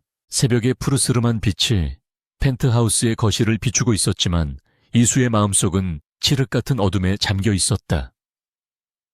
바닥에 떨어진 휴대폰 화면 속 동생의 사진은 그녀의 심장을 난도질하는 날카로운 흉기와도 같았고 그녀는 공포에 질려 숨조차 제대로 쉬지 못하고 있었다. 태준은 창백하게 질린 이수의 얼굴과 사진을 번갈아 보며 상황을 파악했고 주먹을 꽉 쥐어 손톱이 손바닥을 파고들 정도였다. 그는 적들이 자신의 가장 아픈 곳을 찌르지 못하자 대신 가장 약한 고리인 이수의 가족을 인질로 삼았다는 사실에 치를 떨었다. 이수는 떨리는 입술로 간신히 말했다. 회장님, 죄송합니다. 저는 동생을 포기할 수 없습니다. 주주총회에 갈 수 없어요. 그녀가 돌아서려 하자 태주는 거칠게 그녀의 팔을 붙잡아 세웠는데 그의 눈빛은 흔들리는 이수와 달리 무서울 정도로 차분하게 가라앉아 있었다. 지금 네가 간다고 해서 동생을 구할 수 있을 것 같나? 놈들은 네가 나타나는 순간 동생을 해치고 너까지 제거할 거야. 이건 함정이다. 태준의 냉철한 지적에 이수는 다리에 힘이 풀려 주저앉고 말았고 절망감이 쓰나미처럼 밀려왔다. 태준은 그녀의 앞에 한쪽 무릎을 꿇고 앉아 그녀의 차가운 양손을 자신의 크고 따뜻한 손으로 감싸쥐며 강렬한 눈빛으로 그녀를 응시했다. 나를 믿어, 한이수. 내 모든 걸 걸고 약속하지. 내 동생 털끝 하나 다치지 않게 하겠다고. 그러니 너는 나만 보고 따라와. 태주는 즉시 자신의 비밀 경호팀에게 전화를 걸어 병원으로 급파할 것을 지시했고 그 목소리에는 거역할 수 없는 절대적인 위험이 서려 있었다. 그는 단순히 명령을 내리는 것에 그치지 않고 경찰청장에게 직접 연락하여 비공식적인 협조를 구하는 등 자신이 동원할 수 있는 모든 권력을 사용하여 이수의 동생을 보호하려 했다. 이수는 태준이 자신의 회장직을 잃을 수도 있는 위기 상황에서도 오직 자신과 동생의 안위를 최우선으로 생각하고 있다는 사실에 가슴이 뭉클해졌다. 주주총회가 열리는 태양그룹 본사 대강당은 이미 수많은 취재진과 주주들로 인산인해를 이루고 있었고 긴장감이 감돌다 못해 폭발하기 직전이었다. 단상 중앙에 앉은 강희주 전무는 승리를 확신한 듯 여유로운 미소를 지으며 시계를 확인하고 있었는데 태준이 제 시간에 도착하지 못할 것이라 굳게 믿고 있었다. 그녀의 계획대로라면 태준은 이수의 배신으로 인해 멘붕에 빠져 있거나 이수를 찾느라 시간을 허비하고 있어야 했다. 하지만 회의 시작 1분 전 육중한 문이 열리고 태준이 당당한 발걸음으로 들어서자 장내는 일순간 술렁이기 시작했다. 태준의 뒤에는 이수가 그림자처럼 따르고 있었는데 그녀의 표정은 비장했고 손에는 중요한 서류 가방이 들려 있었다. 강 전무는 이수가 나타난 것을 보고 얼굴이 사색이 되었고 급히 누군가에게 문자를 보내려 했지만 통신이 차단된 상태였다. 태준은 단상에 올라 마이크를 잡고 좌중을 압도하는 카리스마를 뿜어내며 입을 열었다. 늦어서 죄송합니다. 하지만 오늘 이 자리에서 태양그룹의 미래를 결정지을 중대한 진실을 밝히기 위해 시간이 조금 필요했습니다. 그는 눈짓으로 이수에게 신호를 보냈고 이수는 스크린에 준비해온 자료들을 띄우기 시작했다. 화면에는 강 전무가 경쟁사와 내통하여 설계도를 유출하고 비자금을 조성한 증거들이 적나라하게 공개되었고 장내는 순식간에 아수라장으로 변했다. 강 전무는 벌떡 일어나 소리쳤다. 이건 다 조작이야. 저 여자가 꾸민 짓이라고. 내 말을 믿어야 해. 하지만 이어서 재생된 녹음 파일에서 흘러나오는 강 전무의 육성은 변명의 여지를 완전히 없애버렸다. 주주들은 야유를 퍼붓기 시작했고 강 전무는 다리에 힘이 풀려 의자에 주저앉고 말았다. 그때 이수의 휴대폰 진동이 울렸고 그녀는 긴장된 표정으로 메시지를 확인했는데 그것은 경호팀장이 보낸 동생의 안전 확보 문자였다. 상황 종료, 병실 확보 완료. 동생분 안전하십니다. 이수는 그제야 참았던 숨을 몰아쉬며 태준을 바라보았고 태준 역시 그녀의 표정을 보고 미세하게 고개를 끄덕이며 안도의 한숨을 내쉬었다. 두 사람은 말 한마디 없이 시선만으로 서로의 안위를 확인하고 깊은 유대감을 공유했다. 강 전무는 현장에 대기하고 있던 검찰 수사관들에게 긴급 체포되어 끌려나갔고 그녀의 비명 소리만이 공허하게 울려 퍼졌다. 주주총회가 태준의 압승으로 끝나고 회장실로 돌아온 두 사람은 승리의 기쁨을 누릴 새도 없이 또 다른 판도라의 상자를 마주해야 했다. 강전무의 개인 금고에서 압수한 낡은 서류 봉투 하나가 책상 위에 놓여 있었는데 그것은 10년 전 화재 사고에 대한 진실이 담긴 보고서였다. 태주는 떨리는 손으로 봉투를 열어 문서를 읽어 내려갔고 그의 표정은 점차 경악과 고통으로 일그러지기 시작했다. 문서에는 이수의 아버지가 화재를 낸 방화범이 아니라 오히려 회사의 안전규정 위반을 고발하려다 강전무의 사주를 받은 깡패들에 의해 억울하게 희생된 내부 고발자였다는 사실이 적혀 있었다. 심지어 이수의 아버지는 불길 속에서 태준을 구하기 위해 자신의 목숨을 던져 그를 밖으로 밀어내고 대신 잔해에 깔려 숨졌다는 목격자의 진술까지 포함되어 있었다. 태준은 서류를 손에서 놓치고 비틀거리며 책상에 기댔는데 머릿속이 하얗게 변하며 숨을 쉴 수가 없었다. 내가 무슨 짓을 한 거지? 내 생명의 은인의 딸을 내가 지옥으로 밀어넣었어. 그는 지난 시간 동안 이수에게 저질렀던 모욕과 가혹 행위들이 주마등처럼 스쳐 지나가자 견딜 수 없는 자기 혐오에 빠져들었다. 이수는 태준의 이상 반응에 놀라 다가와 바닥에 떨어진 서류를 주워 읽어보았고 그녀의 눈에서도 뜨거운 눈물이 왈칵 쏟아져 내렸다. 그녀는 평생 아버지를 살인자라는 오명 속에 가두고 원망했었는데 진실은 너무나도 숭고하고 비극적이었다. 아빠, 죄송해요. 정말 죄송해요. 이수는 서류를 가슴에 품고 오열하며 바닥에 주저앉았고 태주는 그런 그녀를 바라볼 면목조차 없어 고개를 들 수 없었다. 그는 자신이 복수라는 이름으로 저지른 짓이 얼마나 끔찍한 죄악이었는지 깨닫고 영혼이 부서지는 듯한 고통을 느꼈다.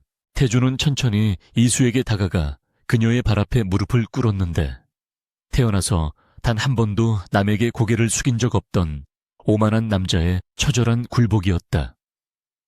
이수야, 나를 죽여라. 내가 죄인이다. 내가 너와 내 아버지를 죽였다.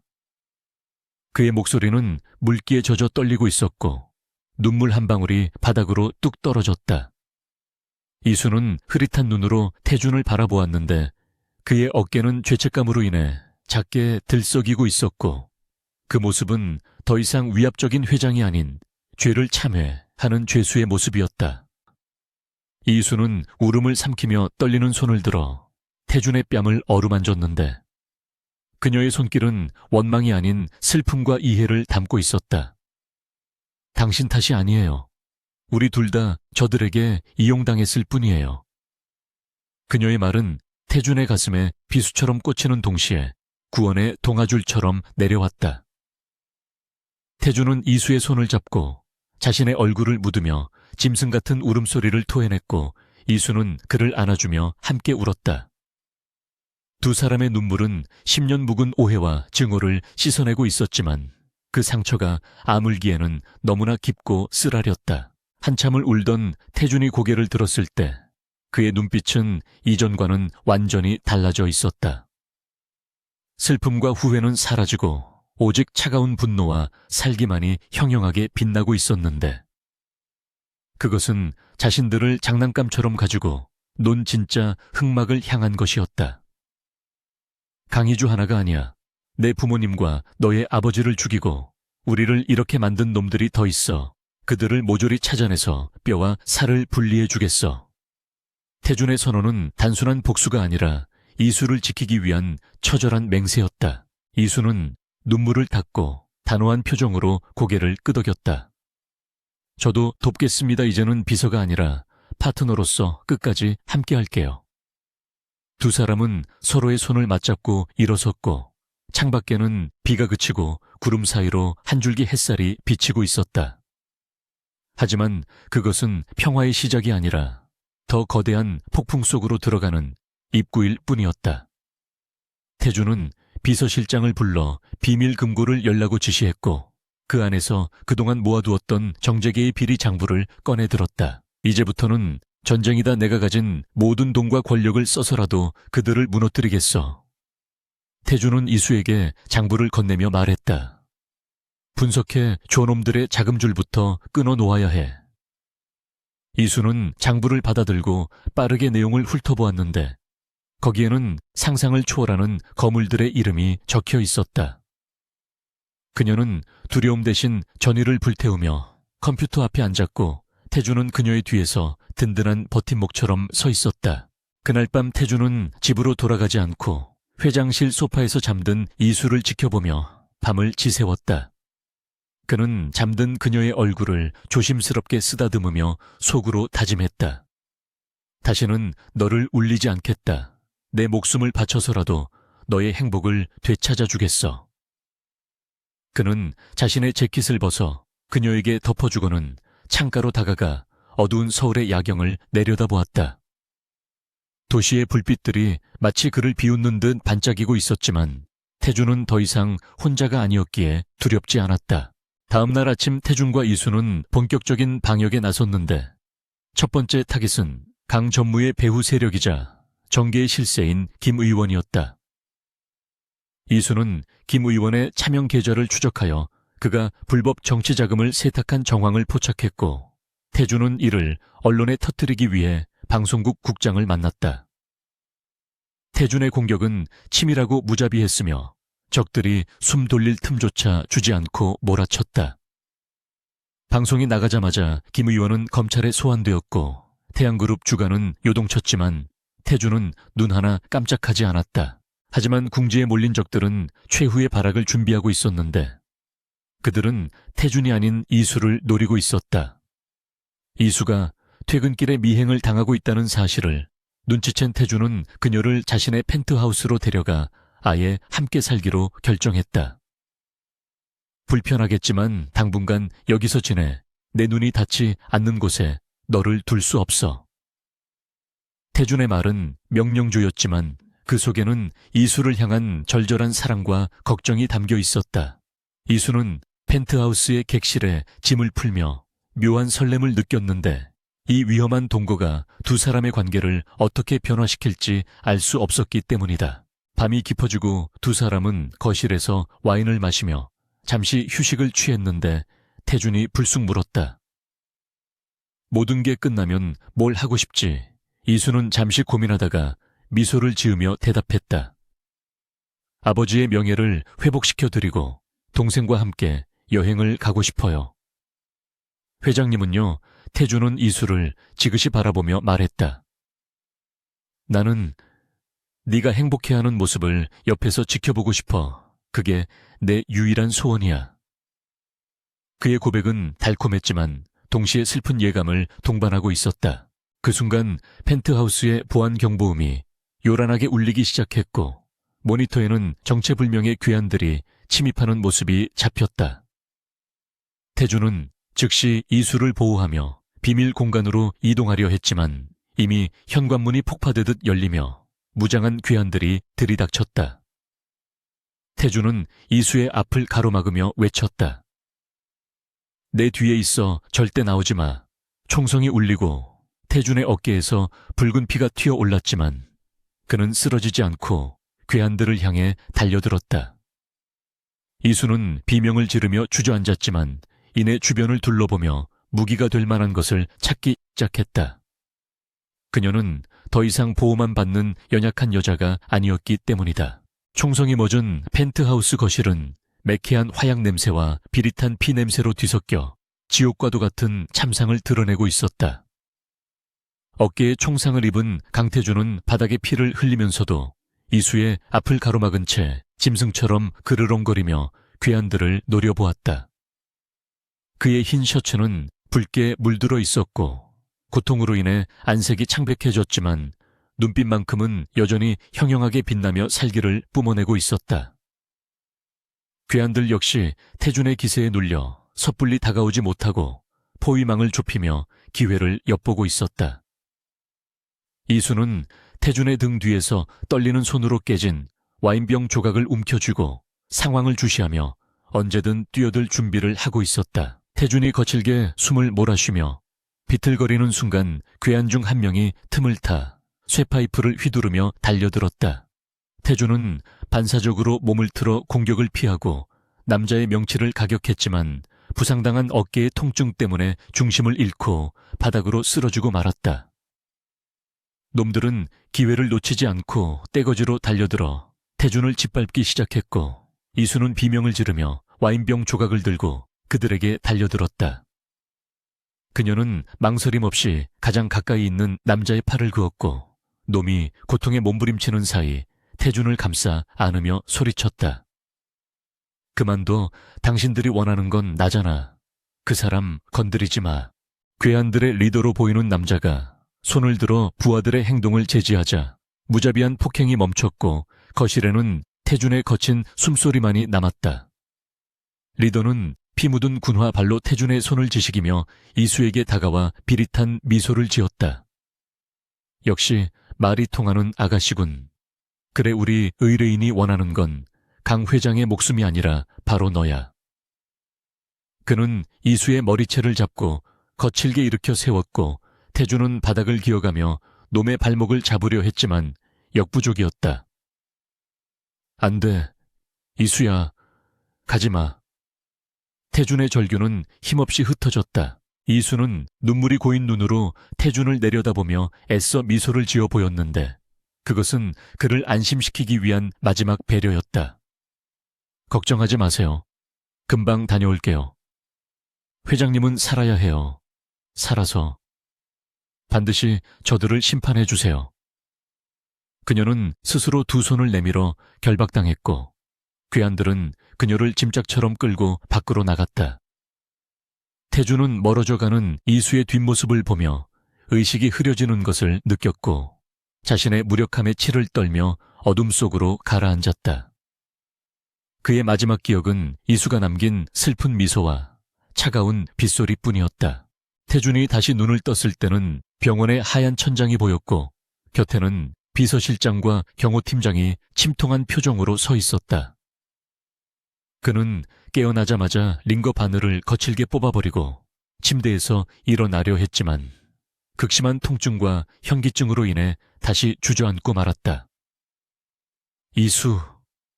이수 어디 있어? 당장 말해. 그의 고함 소리에 의료진이 달려왔지만 태준은 그들을 뿌리치고 경호팀장의 멱살을 잡았다. 놈들이 어디로 데려갔냐고 묻잖아. 내 말이 안 들려. 그의 눈은 광기로 번들거리고 있었고 마치 이성을 잃은 맹수와 같았다. 경호팀장은 고개를 숙인 채 떨리는 목소리로 보고했다. 죄송합니다, 회장님. 놈들은 차량을 여러 번 바꿔 타며 추적을 따돌렸습니다. 하지만 마지막 신호가 잡힌 곳은 인천의 한 폐공장 단지입니다. 태준은 그 말을 듣자마자 비틀거리며 일어서서 옷을 갈아입기 시작했다. 차 대기시켜. 당장 그곳으로 간다. 경찰이나 지원 병력 따위는 필요 없어. 내가 직접 놈들의 목을 칠 것이다. 비서실장이 그의 앞을 막아서며 말렸지만 태준의 눈빛을 보고는 조용히 길을 비켜줄 수밖에 없었다. 지금의 태준은 죽음조차 두려워하지 않는 복수의 화신이었다. 한편 폐공장의 음습하고 차가운 지하 창고에 갇힌 이수는 의자에 묶인 채 정신을 차리려고 애쓰고 있었다. 그녀의 입가는 터져 피가 흐르고 있었고 옷은 찢겨 있었지만 눈빛만은 여전히 살아있어 주변을 경계하고 있었다. 그녀의 앞에는 이번 사건의 진짜 흑막인 거물 정치인 박 의원이 거만한 자세로 앉아 그녀를 내려다보고 있었다. 내 아버지가 내 앞길을 막으려다 개죽음을 당했는데 그 딸년까지 내 발목을 잡을 줄은 몰랐군. 끈질긴 핏줄이야. 박 의원은 담배 연기를 이수의 얼굴에 뿜으며 조소했다. 이수는 콜록거리면서도 지지 않고 그를 노려보며 차갑게 대꾸했다. 당신이었군요. 우리 아버지를 죽이고 강 회장님을 지옥으로 밀어넣은 살인마가 권력 뒤에 숨어 있으면 영원히 안전할 줄 알았나요? 그녀의 도발에 박 의원은 표정을 구기며 이수의 뺨을 내리쳤고 짝소리와 함께 그녀의 고개가 돌아갔다. 주둥이만 살았군. 강태준이 널 구하러 올 것 같나? 그는 지금쯤 제 목숨 부지하기도 바쁠 텐데 말이야. 오늘 밤 쥐도 새도 모르게 널 처리하고 나면 모든 게 끝이야. 박 의원은 부하들에게 눈짓을 보내고 창고 밖으로 나갔고 덩치 큰 사내 두 명이 이수에게 다가와 흉측한 도구들을 꺼내 들었다. 이수는 공포가 밀려왔지만 이대로 죽을 수는 없다는 생각에 필사적으로 탈출구를 모색했다. 그녀는 묶인 손목을 비틀어 밧줄의 매듭을 느슨하게 만들려 했지만 밧줄은 살을 파고들 만큼 단단했다. 그때 공장 밖에서 거대한 굉음과 함께 폭발음이 들려왔고 창고 전체가 지진이 난 듯 흔들렸다. 놈들이 당황하여 밖을 쳐다보는 사이 이수는 바닥에 떨어진 유리 조각을 발견하고 몸을 날려 그것을 손에 쥐었다. 공장 입구는 태준이 몰고 온 SUV 차량이 정문을 들이받아 박살이 나 있었고 연기 속에서 태준이 걸어 나오고 있었다. 그는 부상당한 어깨에 붕대를 감은 채 한 손에는 쇠파이프를 들고 있었는데 그 모습은 마치 지옥에서 돌아온 사신과도 같았다. 놈들이 총을 쏘며 달려들었지만 태준은 고통을 잊은 듯 민첩하게 움직이며 하나씩 쓰러뜨렸다. 그의 눈에는 오직 이수를 찾아야 한다는 일념 하나뿐이었고 그 집념은 인간의 한계를 뛰어넘게 만들었다. 뼈가 부러지는 소리와 비명소리가 공장을 가득 메웠지만 태준은 멈추지 않고 전진했다. 지하 창고 안에서 이수는 유리 조각으로 밧줄을 끊기 위해 손목이 찢어지는 고통을 감내하며 톱질을 계속했다. 붉은 피가 손목을 타고 흘러내렸지만 그녀는 이를 악물고 신음소리조차 내지 않았다. 감시하던 사내 하나가 밖의 상황이 심상치 않음을 느끼고 이수에게 다가와 총을 겨누었다. 허튼 수작 부리면 머리에 구멍을 내주마 가만히 있어 하지만 그 순간 툭 하는 소리와 함께 밧줄이 끊어졌고 이수는 찰나의 틈을 놓치지 않고 의자를 박차고 일어나 사내의 급소를 걷어찼다. 사내가 고통에 몸을 웅크리자 이수는 놈의 손에서 떨어진 총을 발로 차버리고 바닥에 있던 쇠사슬을 집어들어 놈의 목을 감아 올렸다. 그녀는 있는 힘껏 사슬을 당기며 소리쳤다. 나는 더 이상 피해자가 아니야. 너희들이 건드려선 안 될 사람을 건드렸어. 다른 사내가 칼을 들고 달려들었지만 이수는 날렵하게 몸을 피해 놈의 팔을 낚아채 꺾어버리고 벽으로 밀어붙였다.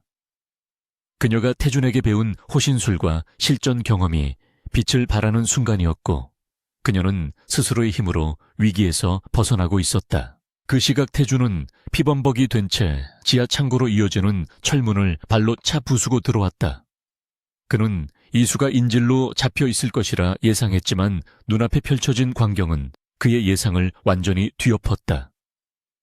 이수가 쇠사슬로 거구의 사내를 제압하고 있었고 바닥에는 이미 2명의 남자가 쓰러져 신음하고 있었다. 태준은 잠시 멍하니 그녀를 바라보다가 피식 웃음을 터뜨렸고 긴장이 풀리며 다리에 힘이 풀리는 것을 느꼈다. 정말 못 말리는 여자군. 내가 낄 자리가 없잖아. 이수는 태준의 목소리를 듣고 고개를 돌렸고 피투성이가 된 그를 보자마자 달려가 그의 품에 안겼다. 회장님, 바보같이 몸도 성취하는데 왜 왔어요? 죽으려고 환장했어요. 그녀는 울먹이며 그의 가슴을 주먹으로 쳤지만 태준은 그런 그녀를 으스러지도록 꽉 껴안았다. 너 없는 세상에서 사느니 차라리 여기서 너와 함께 죽는 게 나 다친 데는 없어. 그는 피 묻은 손으로 이수의 얼굴을 어루만지며 구석구석 살폈고 그녀의 손목에 난 상처를 보고 가슴이 미어졌다. 하지만 감동적인 재회도 잠시 박 의원이 남은 경호원들을 이끌고 나타나 두 사람을 포위했다. 박 의원은 권총을 겨누며 비열하게 웃었다. 감동적이군. 눈물 없이는 볼 수 없어. 하지만 엔딩은 비극이어야 제맛이지. 둘 다 여기서 죽어라. 태준은 이수를 자신의 등 뒤로 숨기고 차가운 눈빛으로 박 의원을 노려보았다. 쏘고 싶으면 쏴. 하지만 네가 방아쇠를 당기는 순간 내 놈의 모든 비리 장부가 전 세계 언론사에 전송될 거다. 태준의 말에 박 의원의 손이 멈칫했다. 무슨 소리야. 허세 부리지 마. 내 놈이 그런 걸 준비했을 리가 없어. 박 의원은 애써 침착하려 했지만 눈동자는 불안하게 흔들렸다. 태준은 품에서 소형 전송장치를 꺼내 보이며 말했다.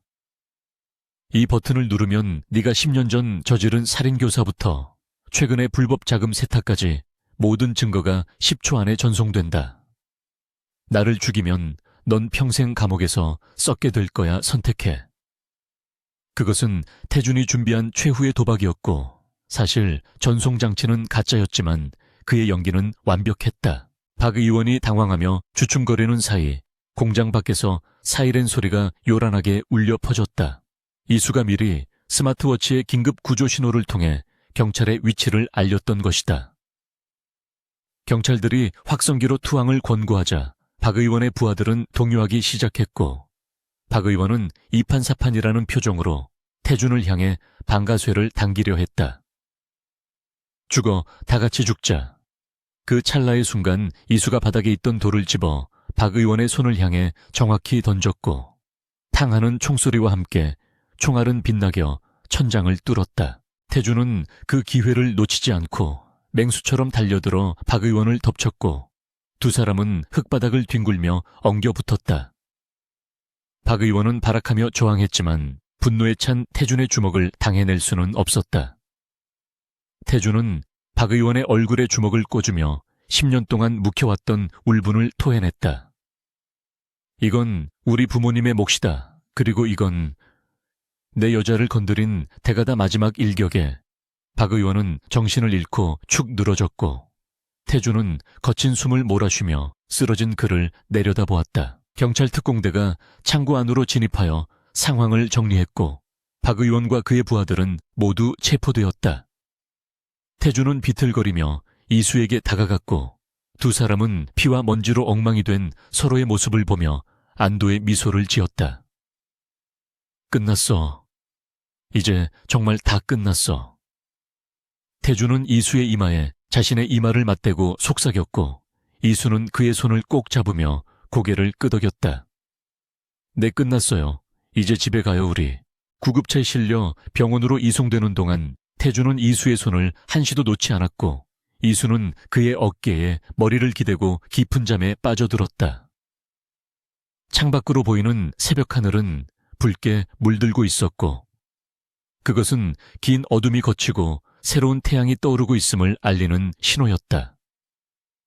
태준은 잠든 이수의 얼굴을 바라보며 난생 처음으로 마음의 평화를 느꼈다. 복수는 끝났지만 그들의 사랑은 이제 막 시작된 것이나 다름없었다. 그는 이제 과거의 유령이 아닌 미래를 꿈꾸는 한 남자가 되어 있었다. 하지만 병원에 도착해 수술실로 들어가는 태준의 귓가에 의사의 다급한 목소리가 들려왔다. 환자분 출혈이 너무 심합니다. 혈압이 떨어지고 있어요. 태준의 의식이 다시 흐려지기 시작했고 그는 마지막 힘을 다해 이수의 이름을 불렀지만 목소리는 나오지 않았다. 수술실 문이 닫히고 밖에서 기다리던 이수는 불길한 예감에 사로잡혀 주저앉고 말았다. 과연 그들에게 허락된 해피엔딩은 진정으로 찾아올 수 있을까? 운명은 아직 그들을 시험하고 있었다. 수술실에 붉은 등이 켜져 있는 동안 병원 복도는 마치 시간이 멈춘 진공 상태와도 같았고 이수는 차가운 플라스틱 의자에 앉아 두 손을 모은 채 기도하는 것 외에는 아무것도 할 수 없었다. 그녀의 손은 태준의 피로 붉게 물들어 있었지만 씻어낼 생각조차 하지 못한 채 오직 문이 열리기만을 기다리며 말라비틀어진 입술을 깨물었다. 태준이 마지막 순간까지 자신을 보호하기 위해 몸을 던졌던 장면이 슬로우 모션처럼 반복해서 재생되었고 그때마다 가슴이 찢어지는 듯한 통증이 밀려와 호흡이 가빠졌다. 만약 그가 이대로 깨어나지 못한다면 자신은 평생 죄책감이라는 감옥 속에서 살아가야 할 것이며 그 어떤 행복도 허락되지 않을 것임을 그녀는 직감적으로 알고 있었다. 시간은 잔인할 정도로 더디게 흘러갔고 창밖이 푸르게 밝아올 무렵이 되어서야 수술실에 불이 꺼지며 녹색 수술복을 입은 집도이가 피곤한 기색이 역력한 얼굴로 걸어 나왔다. 이수는 감전된 듯 자리에서 튀어나와 의사에게 달려갔지만 목소리가 나오지 않아 입만 벙긋거렸고 의사는 그녀의 절박한 눈빛을 읽고는 안심시키려는 듯 여튼 미소를 지어 보였다. 다행히 총알이 주요 장기를 비켜나갔습니다. 과다출혈로 위험한 고비가 있었지만 환자의 생존 의지가 워낙 강해서 잘 버텨주었습니다. 이제 중환자실로 옮겨 회복을 지켜보면 될 것 같습니다. 의사의 말이 끝나는 순간 이수는 다리에 힘이 풀려 바닥에 주저앉았고 참았던 눈물이 뚝 터지듯 쏟아져 내렸다. 이수는 중환자실 유리창 너머로 산소 호흡기를 쓴 채 잠들어 있는 태준을 바라보며 밤을 지새웠는데 창백한 그의 얼굴은 평소에 오만하고 강인했던 모습과는 너무나 달라 보여 가슴이 아려왔다. 그녀는 유리에 손을 대고 그의 온기를 느껴보려 애쓰며 마음속으로 수없이 속삭였다. 제발 일어나세요, 회장님. 아직 저한테 하실 말씀이 많잖아요. 복수도 성공했으면서 이렇게 허무하게 가버리면 안 되잖아요. 그녀의 간절한 바람이 닿았는지 새벽녘 태준의 손가락이 미세하게 움직였고 심전도 모니터의 그래프가 요동치기 시작했다. 일반 병실로 옮긴 지 사흘째 되던 날 태준은 마침내 깊은 잠에서 깨어났고 눈을 뜨자마자 가장 먼저 찾은 것은 물도 진통제도 아닌 이수의 이름이었다. 이수는 간이 침대에서 쪽잠을 자다가 그의 부스럭거리는 소리에 놀라 일어났고 눈을 뜬 태준과 시선이 마주치자마자 울음을 터뜨리며 그에게 다가갔다. 태준은 힘겹게 손을 들어 이수의 젖은 뺨을 닦아주려 했지만 아직 마취 기운이 남아있어 손이 허공에서 맴돌았고 이수는 얼른 자신의 손으로 그의 손을 감싸 뺨에 가져다 대었다. 바보같이 왜 울고 있어? 내가 널 두고 죽을 리가 없잖아. 나는 아직 챙겨야 할 게 많은 욕심쟁이인데. 태준의 쉰 목소리에 이수는 웃음과 울음이 뒤섞인 표정으로 고개를 끄덕였고 그제야 안도감이 밀려와 온몸의 긴장이 풀렸다.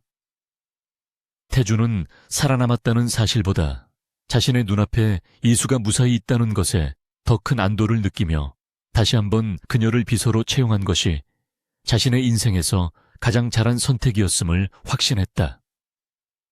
그는 비록 몸은 만신창이가 되었지만 정신만은 그 어느 때보다 맑고 평온했으며 지난 10년간 자신을 괴롭혀온 악몽이 더 이상 찾아오지 않을 것임을 예감했다.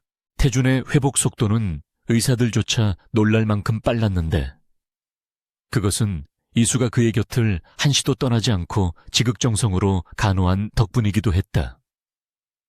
이수는 병실을 임시 집무실로 만들어 태준을 대신해 회사의 급한 업무들을 처리했고 태준은 침대에 기대앉아 그런 그녀의 모습을 흐뭇하게 바라보는 것을 새로운 취미로 삼았다.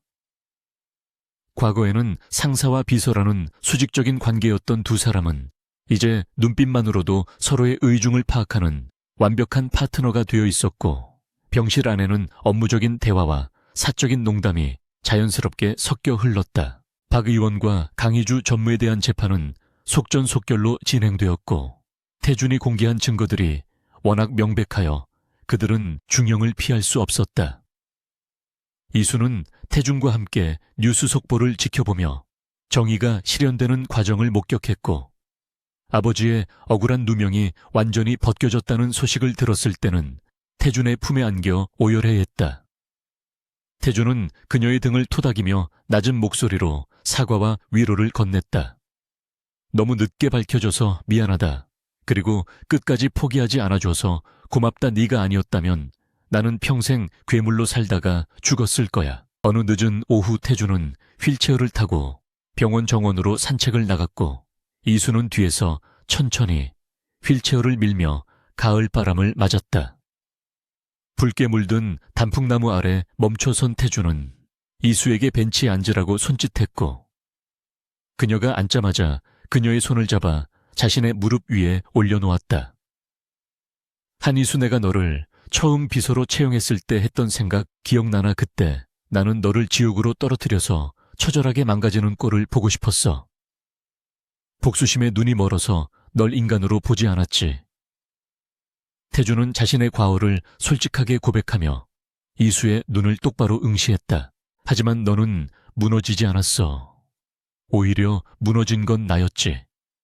너의 그 단단한 눈빛과 따뜻한 손길이 닿는 순간 나는 스스로 무너져 내렸어. 내 복수심도 오만함도 전부다. 그는 잠시 말을 멈추고 이수의 손등에 입을 맞추며 말을 이었다. 너에게 졌다는 걸 인정해. 그리고 그 패배가 나에게는 구원이었어.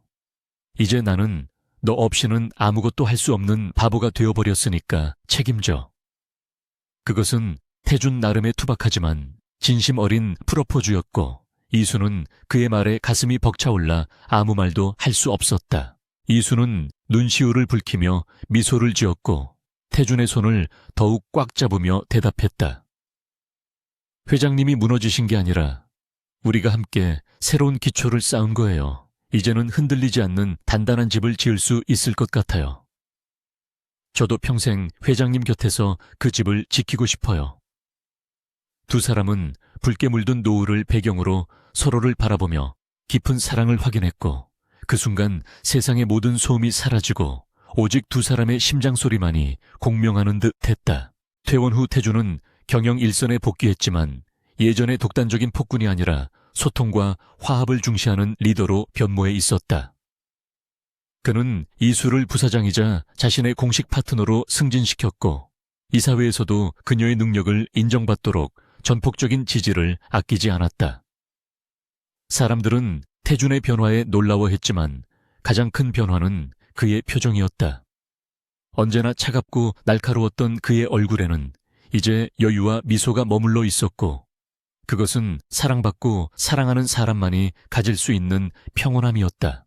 두 사람은 주말마다 부모님과 이수의 아버지가 모셔진 납골당을 찾아가 인사를 드렸는데 그곳은 더 이상 슬픔과 원망의 장소가 아니라 화해와 용서의 공간이 되었다. 태준은 이수의 아버지 사진 앞에서 묵념하며 마음속으로 약속했다. 아버님 따님은 제가 평생 목숨 바쳐 지키겠습니다. 그리고 아버님의 희생이 헛되지 않도록 정직하고 올바른 기업을 만들겠습니다. 지켜봐 주십시오. 이수 역시 태준의 부모님 앞에서 그를 행복하게 해주겠다고 다짐하며 두 집안의 오랜 악연을 사랑으로 승화시켰다. 1년 후 태양그룹의 창립 기념일 파티가 다시 열렸고 연 회장은 1년 전의 악몽과는 비교할 수 없을 만큼 밝고 화기애애한 분위기로 가득 찼다. 태준은 완벽한 턱시도 차림으로 단상에 올라 축사를 했고 이수는 우아한 이브닝 드레스 차림으로 그의 곁을 지켰다. 태준은 축사 도중 원고를 덮고 청중들을 둘러보며 말했다. 지난 1년은 우리 그룹에게도 저 개인에게도 시련과 기적의 시간이었습니다. 우리가 이 자리에 다시 설 수 있었던 건 진실의 힘과 사랑의 위대함 덕분이라고 생각합니다. 그는 이수를 바라보며 손을 내밀었고 이수는 환한 미소로 그의 손을 잡고 단상 중앙으로 나아갔다. 사람들의 뜨거운 박수갈채 속에서 태준은 이수에게 귓속말로 속삭였다. 오늘 밤에는 도망칠 생각 하지 마. 이제 진짜 내 비서가 아니라 내 아내가 되어줄 시간이니까. 이수는 얼굴을 붉히며 그의 허리를 감싸 안았고 작은 목소리로 대답했다. 명령이신가요, 회장님? 태준은 장난스럽게 웃으며 대답했다. 아니, 이건 부탁이자 애원이야. 사랑해, 한이수. 파티가 끝나고 두 사람은 펜트하우스 테라스에 서서 도시의 야경을 내려다보았다. 1년 전에는 외로움과 증오로 가득 찼던 그곳이 이제는 따뜻한 온기로 채워져 있었다. 이수는 태준의 품에 기대어 행복한 한숨을 내쉬었고 태준은 그녀를 뒤에서 안으며 머리카락에 입을 맞췄다. 앞으로도 힘든 일이 많을 거야. 세상은 여전히 시끄럽고 적들은 언제나 나타나겠지. 이수는 고개를 돌려 그와 눈을 맞추며 단호하게 말했다. 상관없어요. 우리는 함께니까 그 어떤 폭풍이 와도 당신 손을 놓지 않을 거예요. 태준은 그녀의 당찬 모습에 다시 한번 반하며 그녀의 입술에 깊게 입을 맞췄다. 그래, 우리는 무너지지 않아. 서로가 서로의 기둥이 되어줄 테니까. 달빛 아래 두 사람의 그림자가 하나로 겹쳐졌고 그들은 더 이상 과거의 상처에 얽매이지 않고 미래를 향해 나아갈 준비를 마쳤다. 복수로 시작된 인연은 가장 완벽한 사랑으로 완성되었고 그들의 이야기는 이제야 비로소 진정한 해피엔딩을 맞이하게 되었다. 세상의 모든 비극을 이겨낸 그들의 사랑은 태양처럼 영원히 빛날 것이다.